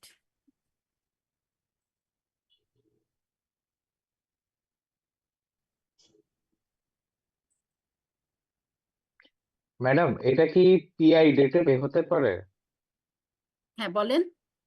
আচ্ছা এটা এখন কি যেটা হতে পারে, পিআই ডেটের আগে পারে? সেটা কি হ্যাঁ অ্যাপ্লিকেবল, পিআই মানে সেটা ডেটেরও কি আগে হতে অ্যালাউয়েবল? পারে। শুনেন, পিআই ডেটেরও আগে হতে পারে, কিন্তু যখনই শিপমেন্ট হয়ে যাবে, হ্যাঁ শিপমেন্ট হওয়ার পর কি হবে, আপনাকে ডকুমেন্ট পাঠাবে না পেমেন্টের জন্য? যখন শিপমেন্ট হয়ে গেল ফাইনাল ডকুমেন্ট যখন আপনাকে সেন্ড করবে তখন তো আপনার ওই ডকুমেন্টে এলসি নাম্বার বসাতে হবে, বা বিভিন্ন আপনার যদি ইন্স্যুরেন্স ডকুমেন্ট হয় অথবা বিল অফ লেডিং হয় সেখানে তো ধরেন আপনার কি বলবে আপনার এলসি নাম্বার বসাতে হবে, অথবা কন্ট্রাক্টের একটা ইনফরমেশন আপনাকে বসাতে হবে। তখন সে শিপমেন্ট করে ফেললো, শিপমেন্ট করার পর তারপর কি হলো, তারপর সে এলসিটা ওপেন করলো যিনি ইম্পোর্টার, এবং তখন ওই এলসি নাম্বার বা কন্ট্রাক্টের যে ইনফরমেশন সেগুলো যে রিকোয়ারমেন্ট আপনাকে দিতে হয় ইয়েতে কি বলে জানি আপনার বিভিন্ন রকম ডকুমেন্টে, কমার্শিয়াল ইনভয়েস, বিল অফ লেডিং, তখন দিয়ে দিল। এগুলো কখন হয়? ম্যাডাম তখন আপনার এর লিড আগেও টাইমটা যদি খুব support কম হয়, থাকে, বোঝাতে পারছি? লিড টাইমটা খুব কম থাকে। আপনারা যারা চিটাগাঙে যারা আছেন, আপনাদের আমাদের রেসপেক্টেড ব্যাংকার যারা আছেন, দেখেন আমরা যখন স্ক্র্যাপ ভেসেল আমদানি করি তখন কি হয় বলেন তো? স্ক্র্যাপ ভেসেলটা আপনাদের আউটার অ্যাঙ্কারেজে আসে, তখনও কিন্তু এলসি ওপেন হয় না। তখন আপনারা যদি এটা মানে মাদার ভেসেলের কাছাকাছি থাকে তখন স্পিড বোট দিয়ে কিন্তু আমদানিকারকরা যায়, যে জি দেখে গুডস ঠিক আছে কিনা, তাই না? জি স্ক্র্যাপ ভেসেলের ক্ষেত্রে ঠিক আছে কিনা, তারপরে সে কি বলে একটা এলসি ওপেন করেন। অলরেডি শিপ কিন্তু আপনার বন্দরে চলে আসছে। হ্যাঁ, so আউটার কিন্তু এন্ড করে দিয়েছে। হ্যাঁ চলে আসছে। কিন্তু এটা ধরেন অন্য এক্সাম্পল দিলাম, কিন্তু এই যে এটার ক্ষেত্রে অনেক সময় দেখা যায় কি লিড টাইম অনেক কম। এখন আপনি একটা মাস্টার এলসি পাবেন, তার এগেনস্টে back to back LC open করবেন, তারপরে সে র মেটেরিয়াল এটা সেটা, সো আপনার টাইম অনেক ইয়ে হয়। অনেক সময় দেখা যায় যে ট্রেডটাকে ফ্যাসিলিটেট করার জন্য এই সুবিধাটা দেওয়া হয়েছে।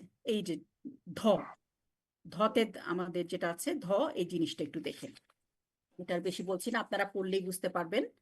আচ্ছা, এই জিনিসটা খুব ইম্পর্টেন্ট। এটা কিন্তু আপনাদের মানে ইয়ে আসতে পারে একটা, আমরা ধরেন একটা ফিল ইন দ্য ব্ল্যাঙ্কস দিয়ে দিলাম। সাপোজ আমরা বললাম পোশাক শিল্প কারখানায় ব্যবহারের উদ্দেশ্যে, যেটা প্রথমেই বলেছিলাম, কাঁচামাল বা মূলধনী যন্ত্রপাতি আমদানির ক্ষেত্রে ঋণপত্র খোলা ব্যতিরেকে মূল্যসীমা irrespective of the price, irrespective of the amount, যে কোনো অ্যামাউন্ট তারা আমদানি করতে পারবে। কারা আমদানি করতে পারবে? এটা কিন্তু পোশাক শিল্প কারখানা। বোঝাতে পেরেছি? পোশাক শিল্প কারখানা ব্যবহার উদ্দেশ্যে কাঁচামাল ও মূলধনী যন্ত্রপাতি আমদানির ক্ষেত্রে ঋণপত্র খোলা ব্যতীত মূল্যসীমা নির্বিশেষে তারা আমদানি করতে পারবে। 9 নাম্বারটা আপনারা লিখে রেখেন, 9 নাম্বারটা দাগ দিয়ে রেখেন।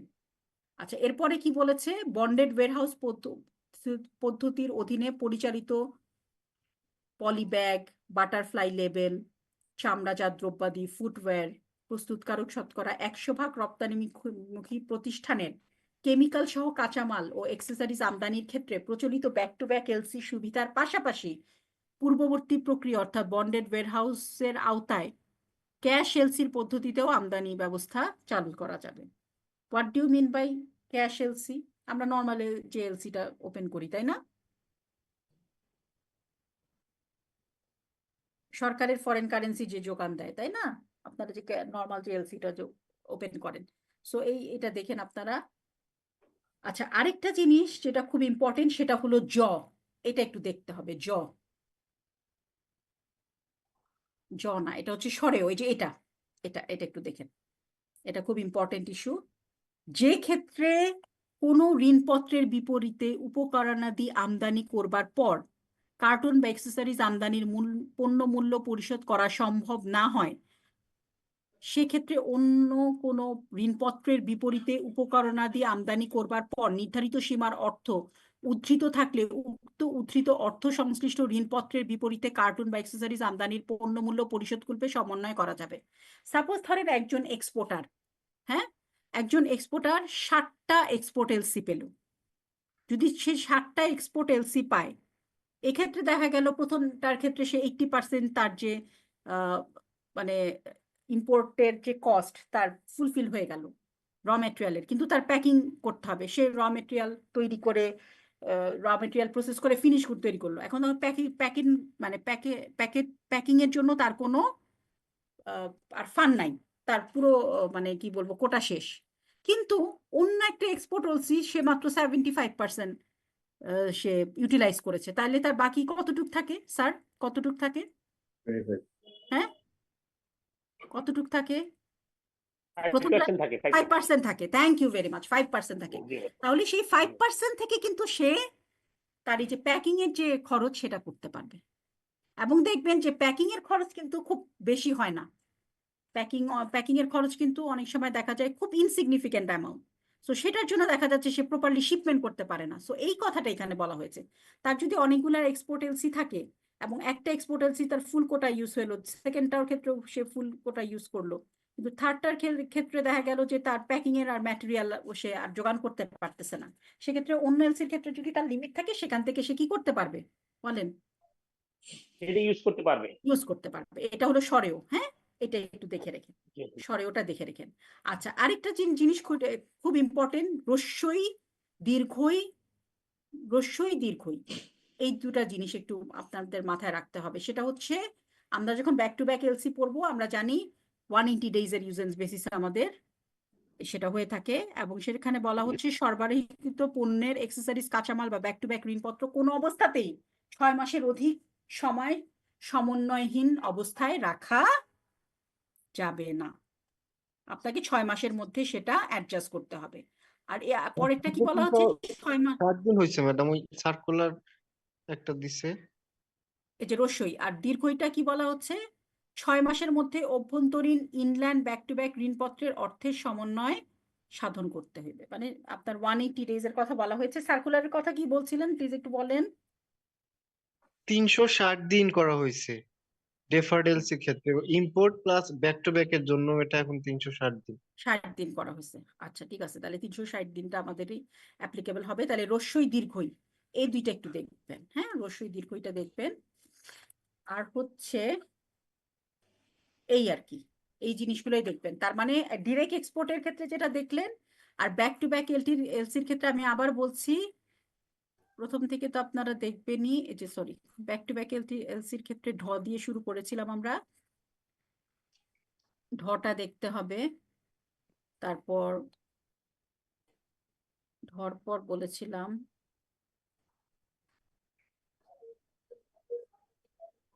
ঢর পর কোনটা বলেছিলাম বলেন। বলেছিলেন মূর্ধন্য মূর্ধন্য মূর্ধন্য। বলেছিলাম, হ্যাঁ, মূর্ধন্যটা বলেছিলাম। রস্যই দাঁড়ান, মূর্ধন্যটা বলেছিলাম, মূর্ধন্যটার পর সরিয় সরিয়া রস্যই। দাঁড়ান, হুম, হ্যাঁ, ভ মূর্ধন্যটার ভ পর সরেও সরেয়া রস্যই, হ্যাঁ, দীর্ঘইটাও এটাও দেখবেন, সরেও সরেয়া রস্যই দীর্ঘইটা দেখবেন। এরপরে ধটা বলেছি, ধটা দেখতে হবে, ধ। এরপরে যেটা বলেছি সেটা হচ্ছে আপনার সবই দেখবেন, ধটা দেখবেন। তারপরে হচ্ছে আপনার এই যে সরেও, সবগুলো বলেছি, সরেওটার কথা বলা হয়েছে, সরেওটা কিভাবে কি করবেন। রস্যইয়ের কথা বলা হয়েছে, দীর্ঘয়ের কথা বলা হয়েছে, রস্যই দীর্ঘ এই জিনিসগুলো দেখবেন। আর এগুলো লাগবে না, এটা দেখেন। আচ্ছা, এরপর হলো অস্বচ্ছ হীরা। এটা আমি একটু স্টপ শেয়ারিং করি আর ওইটা একটু শেয়ার করি, একটা মিনিট। মিস আজকে কয়টা পর্যন্ত হবে না না, ক্লাস? হয়ে যাবে, আর বেশি না, 20 মিনিট। আল্লাহ,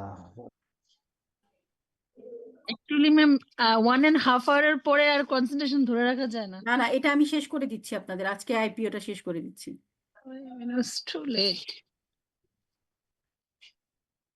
কয়টা বাজে এখন? 10:15। 10. আচ্ছা, দিয়ে দিচ্ছি আর একটু। চ্যাপ্টার 4টা কোথায় আছে?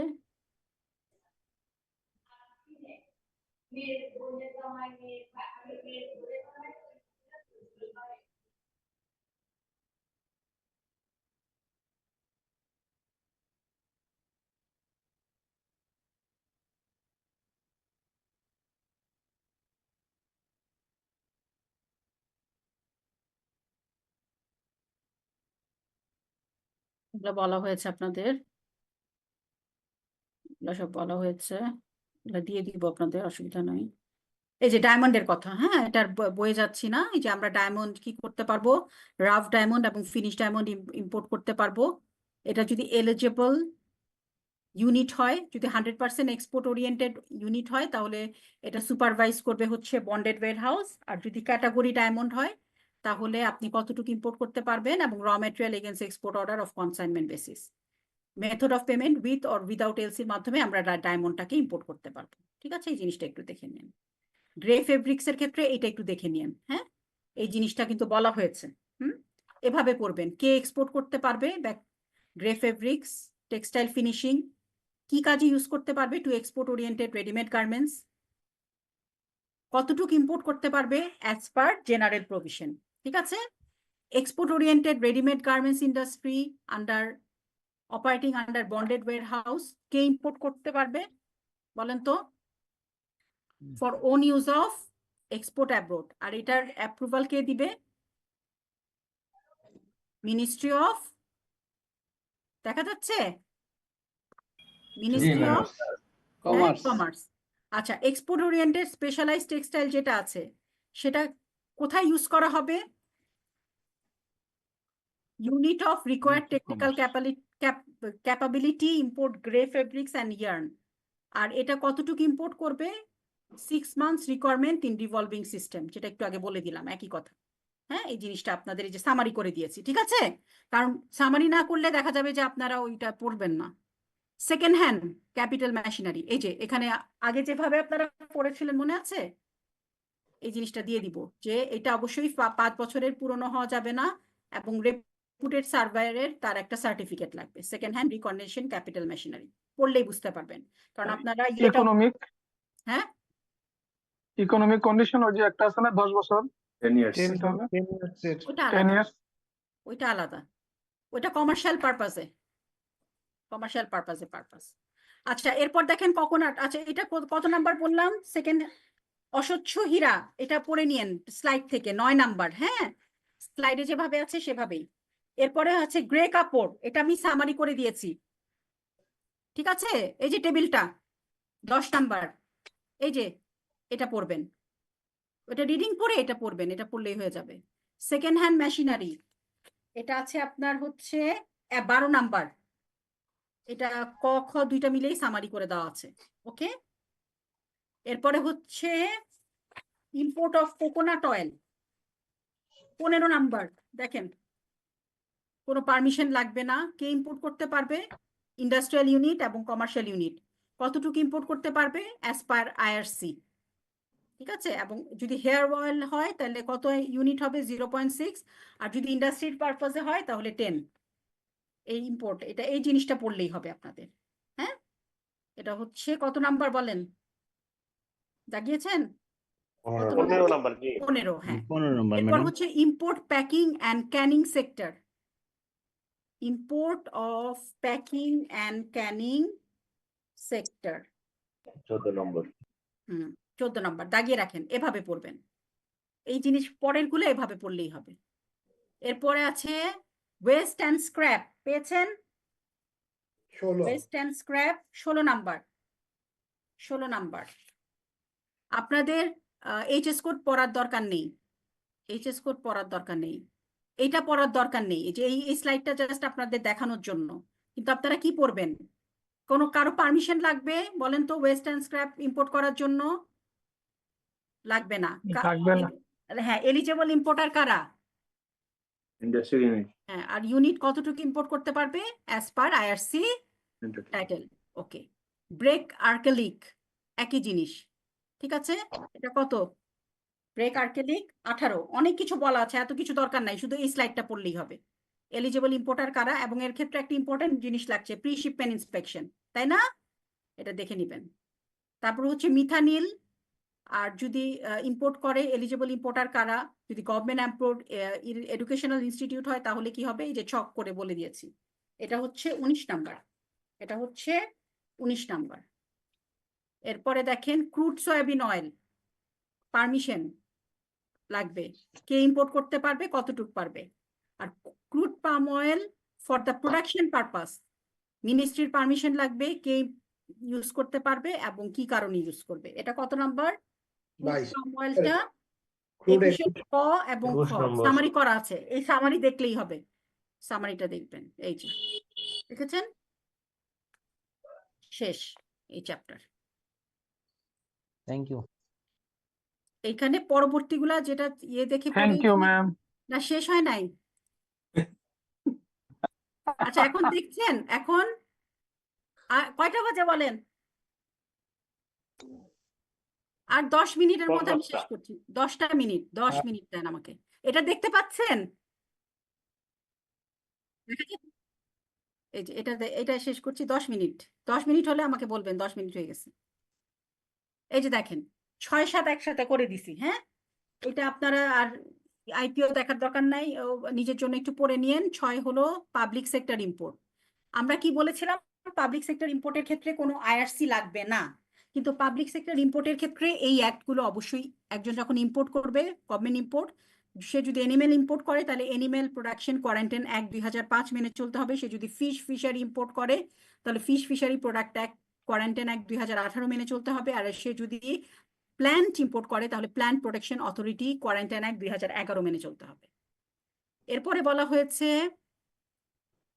import registration certificate shall not required for the importer by the public sector। ঠিক আছে, কার কার আইআরসি লাগবে না বলেন তো, কার কার আইআরসি লাগবে না? Actually, sector IRC থ্যাংক লাগবে ইউ না। Very much. public sector. Public sector import এবং আইআরসি কি জানি Actual users, actual yeah. User. হ্যাঁ, এরপরে দেখেন একটা জিনিস একটু বলে রাখি, public sector import also allowed under cash against delivery. তার মানে হচ্ছে আমরা ইউআরসি তে পড়বো, দেখেন ডকুমেন্টারি কালেকশনের দুটো পেমেন্ট টার্ম আছে, একটা হলো ডিপি বেসিস, একটা হলো ডিএ বেসিস। আমাদের দেশের পার্সপেক্টিভে আমরা যখন ইম্পোর্ট করব আমরা ডিপি কে বলা হয় সিএডি, ক্যাশ এগেইনস্ট ডেলিভারি। তার মানে ডিপি বেসিসেও আমরা পাবলিক সেক্টর ইম্পোর্ট করতে পারি। ঠিক আছে, এবং প্রোফাইল ভাই আপনাদের ক্লাসে প্রথমেই বলেছিল যখন এলসি ওপেন করা হয় টেন্ডার দেওয়া হয়, সবচেয়ে লোয়েস্ট বিডার যিনি উনার উনাকে এলসি ওপেন করার জন্য বিভিন্ন মন্ত্রণালয় থেকে পারমিশন দেওয়া হয়। এবং সেক্ষেত্রে যেটা আছে যেই অ্যাক্ট তারা মেনে চলবে সেটা হচ্ছে public procurement act and public procurement regulation 2008। Okay, কোন অ্যাক্ট অনুযায়ী তারা এলসি ওপেন করবে? Public procurement act and public procurement regulation. Okay, এরপরে বলেছে আরেকটা জিনিস মনে রেখেন, পাবলিক সেক্টর ইম্পোর্টের ক্ষেত্রে প্রতি আইটেমের ভ্যালু যদি 50 লাখ টাকার বেশি হয় তাহলে তাকে পিএসআই চাইতে হবে। সাপোজ পাবলিক সেক্টর ইম্পোর্ট একটা গুডস ইম্পোর্ট করবে, একটা ক্যাপিটাল মেশিনারি ইম্পোর্ট করবে এবং সেই ক্যাপিটাল মেশিনারির ভ্যালুটা হলো 50 লাখ টাকার বেশি, তাহলে পাবলিক সেক্টর ইম্পোর্টাররা যখন ইম্পোর্ট করবে তখন ওই এক্সপোর্টারকে বলবে তুমি একটা পিএসআই সাবমিট করবা। বোঝাতে পেরেছি? জি ম্যাম। প্রি শিপমেন্ট ইন্সপেকশন ছোট করে দিয়েছি। আর আরেকটা জিনিস হচ্ছে আমরা জানি রেস্ট্রিক্টেড গুডস ইম্পোর্টের ক্ষেত্রে যে হোটেল বা বিভিন্ন ধরনের ডিউটি ফ্রি যে সবগুলো আছে তারা ইম্পোর্ট করতে পারবে, কিন্তু পাবলিক সেক্টর ইম্পোর্টের ক্ষেত্রে একটা কথা বলা আছে, TCB shall import any permissible item, arms, ammunition and TCB shall also allow to import banned restricted goods up to the approved quantity within the specified time with the prior permission of the Ministry of Commerce, and TCB shall avail itself all the facilities of the industrial and commercial import provided by this order। তার মানে trading corporation Bangladesh industrial এবং commercial ইম্পোর্টারের যত ধরনের সুযোগ সুবিধা আছে তারা সব ধরনের সুযোগ সুবিধা পাবে, এবং তারা আর্মস বলেন, তারপরে ব্যান্ড আইটেম বলেন, রেস্ট্রিক্টেড গুডস বলেন, তারা কিন্তু ওই মিনিস্ট্রি অফ কমার্সের এবং তাদের যে স্পেসিফিক মিনিস্ট্রি আছে তাদের পারমিশন অনুযায়ী তারা সেটাকে ইম্পোর্ট করতে পারবে। এটা গেল চ্যাপ্টার 6। তাহলে চ্যাপ্টার 6 থেকে আমরা কি দেখলাম? চ্যাপ্টার 6 থেকে 6টা কি ইন্ডিকেট করে? Public sector import. Public sector ইম্পোর্টের ক্ষেত্রে আপনার কি লাগবে না? আইআরসি লাগবে? নো, লাগবে না। কিন্তু তাদের কয়েকটা অ্যাক্ট মেনে চলতে হবে। হ্যাঁ, এই অ্যাক্টের জিনিসগুলো দেখেন। এবং সেক্ষেত্রে বলা হয়েছে পাবলিক সেক্টর ইম্পোর্টের ক্ষেত্রে তারা সিএডি বেসিসেও ইম্পোর্ট করতে পারে। সিএডি মানে কি? Documents against payment. Okay, cash against documents, হ্যাঁ, যেটাকে আমরা ডিপি বলি, ক্যাশ এগেইনস্ট পেমেন্ট। এবং তারা একটা জিনিস ইম্পোর্ট করবে, সেই আইটেমের ভ্যালু যদি 50 লাখ টাকার বেশি হয় তাহলে কি করতে হবে বলেন তো? পিএসআই লাগবে, শিপমেন্ট ইন্সপেকশন সার্টিফিকেট লাগবে, পিএসআই লাগবে। এবং TCB any type of goods কিন্তু কি করতে পারবে? ইম্পোর্ট করতে পারবে। আচ্ছা, 7 নাম্বারটা আমি 5 মিনিটে শেষ করছি। 7 নাম্বারটা জাস্ট মেইন সামারিটা আপনারা যেভাবে পড়বেন আমি দিয়ে দিয়েছি আপনাদের। আপনার কাস্টমার সাপোজ ইম্পোর্টার, ওকে, ইম্পোর্টারের সাথে কাস্টমসের যদি কোনো কনফ্লিক্ট হয় regarding the description of the goods according to the under the first schedule customs act 1969, সেক্ষেত্রে কি করতে পারে? আপনার ক্লায়েন্ট কিন্তু তার এগেনস্টে আইটিসির কমিটির কাছে যেতে পারে। আইটিসিটা কি? Import trade control committee. যারা ইম্পোর্টার এবং কাস্টম অথরিটির মধ্যে যদি কোনো ডিসপিউট হয় regarding classification of the goods, তাহলে তারা এই ডিসপিউটটাকে সলভ করার চেষ্টা করে। এখন আপনারা জাস্ট মাথায় রাখবেন, এত নাম মনে রাখার দরকার নাই, দুইটা মনে রাখবেন। একটা লোকাল আইটিসি আছে, লোকাল আইটিসি মেম্বার কারা? চিফ কন্ট্রোলার চিফ কন্ট্রোলার না, কিন্তু representative of the chief controller, local chamber of commerce and industry, custom authority, এবং হেডেড বাই রিপ্রেজেন্টেটিভ অফিসার। তার মানে তারা এই নামটা মনে রাখতেই হবে। লোকাল আইটিসির কাছে যাবে, কিন্তু দেখা গেল লোকাল আইটিসি যে মতামতটা যে দিল, হ্যাঁ, যে ওপিনিয়নটা দিল, ওরা তো আর রায় দিতে পারবে না, একটা ওপিনিয়ন দিল, কিন্তু দেখা গেল তো আপনার কাস্টমার সেটা, আপনার ক্লায়েন্ট সেটা মেনে নিল না, তখন উনি কি করতে পারে, লোকাল আইটিসি কমিটির কাছে তার যদি সেটা পছন্দ না হয় তাহলে সে সেন্ট্রাল আইটিসির কাছে যাবে। এই যে সেন্ট্রাল আইটিসির কাছে যাবে। সেন্ট্রাল আইটিসির চিফ কে থাকবে? চিফ কন্ট্রোলার যিনি, উনিই থাকবেন চেয়ার। এবং কে কে থাকবেন? ন্যাশনাল বোর্ড অফ রেভিনিউ যিনি চেয়ার, ওনারা সবাই থাকবেন। ওনাদের রায়ও যদি আপনার ক্লায়েন্ট না মেনে নেয়, তাহলে যেটা হবে, revision petition may filed with Secretary Ministry of Commerce in accordance with the review appeal and revision order 1977 if the importer it is not satisfied with the decision at appeal stage. এরপর ওনাদের যে রায়টা দিবে সে অনুযায়ী তাদের যে dispute আছে সেটা সলভ হবে। আমি কি বোঝাতে পেরেছি চ্যাপ্টার 7টা? জি জি চ্যাপ্টার মিস 7 এর সামারিটা কি তাহলে? কোনো ধরনের যদি ডিসপিউট হয় কাস্টমসের সাথে, করার জন্য একটা লিংক দিলাম। হ্যাঁ, কাস্টমসের সাথে কার একটু বলবেন? আমদানিকারক, ইম্পোর্টার। ইম্পোর্টারের। এবং সেটার জন্য তারা কার কাছে যাবে? কি? লোকাল লোকাল আইটিসির কাছে। আইটিসিটা কি? Import trade control committee. তারা বিভিন্ন ধরনের ডিসপিউট সলভ করে থাকে। কোন ধরনের ডিসপিউট? গুডস এর ক্লাসিফিকেশন নিয়ে। এয়ারপোর্টার। কি ধরনের classification? According to the first schedule customs act, goods এর এইচএস কোড অনুযায়ী গুডস এর যে বর্ণনা আছে সেই অনুযায়ী ধরেন অনেক সময় ওনাদের মধ্যে হতে পারে। দেখবেন যে অনেকগুলো এইচএস কোড আছে মোটামুটি কাছাকাছি। তাদের নিয়ে যেমন মল্ট বেভারেজের ক্ষেত্রে দেখবেন, সফট ড্রিঙ্কস যেগুলো আছে সেগুলোর ক্ষেত্রে কি এইচএস কোডগুলো কাছাকাছি, এ নিয়ে দেখা যায় যে অনেক সময় বিভিন্ন রকম ডিসপিউট হতে পারে। তারা লোকাল আইটিসির কাছে যাবে। লোকাল আইটিসির কাছে তাদের যদি পছন্দ না হয় তাহলে তারা এই যে 15 ডেজ, এই জিনিসটা একটু মনে রেখেন, 15 ডেজ তাদের যদি পছন্দ না হয় 15 ডেজ এর মধ্যে কিন্তু তারা আবার আবেদন করতে পারবে। তারা কার কাছে তখন চলে যাবে? সেন্ট্রাল আইটিসির কাছে। সেন্ট্রাল আইটিসির চিফ কে থাকবেন? Chief controller. এরপরেও যদি তাদের রায় না তাদের মতামত ওপিনিয়ন পছন্দ না হয়, তারা মেনে না নেয়, তাহলে রিভিশন অ্যাপিল অনুযায়ী তারা 1977 ধারায় একটা ইয়ে করবে আর কি। সেক্রেটারি মিনিস্ট্রি অফ কমার্স, বাণিজ্য মন্ত্রণালয়ের সচিবের কাছে যাবে। এক্স্যাক্টলি। এরপরে তাদের যে প্রবলেম গুলো সেগুলো সলভ হবে। তাহলে আপনাদের আইপিওটা সবগুলো চ্যাপ্টার শেষ হলো। চ্যাপ্টার 6, 7 একেবারে ছোট করে দিয়েছি। আচ্ছা, আমরা বলেছি যে আপনাদের শনিবার পরীক্ষা, ঠিক আছে? আপনাদের এই যে ধরেন একটা এমসিকিউ দিয়ে ম্যাডাম দিলাম। শনিবারে না দিয়ে আর 2 পিছিয়ে দিলে ভালো হয়, কারণ শুক্র শনি আমরা একটু স্টাডি করি, কারণ এখানে তো অনেক ভাস্ট সিলেবাস হয়ে গেছে এবং এখানে অনেকগুলো জিনিস। হ্যাঁ, আচ্ছা, শুক্র শনি আপনারা পড়াশোনা করেন, ঠিক আছে? আচ্ছা শুনেন, এর রবিবারের পরে আমরা কিন্তু যেতে পারবো না, কারণ আমাদের কিন্তু জিএফইটি শুরু করতে হবে। রবিবারে নেন তাহলে স্যার। রবিবার রাত, হ্যাঁ রবিবার নিব, কিন্তু এর পরে আমরা যেতে পারছি না, কারণ আপনাদের জিএফইটি না হলে হবে না। হ্যাঁ, দেখেন এই যে 6, 7 কিন্তু একদম ছোট করে দিয়েছি। আর ওই যেটা আছে, যেটা কি শিল্প খাতে বাণিজ্য, ওগুলো স্লাইড মোটামুটি দেওয়া আছে, এবং আপনাদের অবশ্যই আইপিওটা পড়তে হবে। এই যে যেমন এখানে ধরেন আপনাদের একটা কোশ্চেন দিলাম যে এই পাবলিক সেক্টর ইম্পোর্ট করতে চাচ্ছে, তাদের অ্যামাউন্ট হচ্ছে 50 লাখ টাকা, 50 লাখ ডলার, অথবা 5 লাখ টাকা, 5 লাখ ডলার, কোনটা হবে? পিএসআই করার জন্য 50 লাখ টাকা। টাকা অনেকে ভুল করেন। হ্যাঁ, তারপর ধরেন অ্যাকচুয়াল ইম্পোর্টারের আইআরসি লাগবে না। True or false? আপনারা যেখানে, আমি বারবার বলছি আমরা বারবার বলছি আপনারা যেটা করবেন, ইনফরমেশন গুলো পড়বেন এবং কোয়ান্টিটেটিভ যে ফিগার গুলো আছে সেগুলো দেখবেন। কার পারমিশন লাগবে, ইন্টারনালি কার পারমিশন লাগবে, বাইরের কোনো অথরিটির কোনো পিএসআই লাগবে কিনা, অথবা সার্টিফিকেট অফ অরিজিন লাগবে কিনা, অথবা হেলথ সার্টিফিকেট লাগবে কিনা, অথবা সার্ভেয়ার সার্টিফিকেট লাগবে কিনা। ওকে, তাহলে আমরা শেষ করি। এরপরেও যদি যে কোনো ধরনের কনফিউশন, যে কোনো ধরনের প্রবলেম আপনাদের যদি ফেস করেন, আমি আছি, তোফায়েল ভাই আছে, রাজীব আছে, আমাদের যে কোনো সময় আপনারা হোয়াটসঅ্যাপে নক করেন, ফোন করবেন, কোনো অসুবিধা নেই। কিন্তু আপনারা ম্যাডাম, সময়টা দিয়ে দিন। রবিবার এক্সাম হচ্ছে, আপাতত আজকে কোনো ক্লাস হচ্ছে না, রাইট? এই ফাঁকে রবিবার আপনাদের পরীক্ষাটা নিচ্ছি 9টায়, ঠিক আছে? আচ্ছা, thank you madam. Thank you আর ম্যাডাম। পিছানো যাবে না। Thank you, বাইরে madam. দেরি Thank করিয়ে you. নিলাম।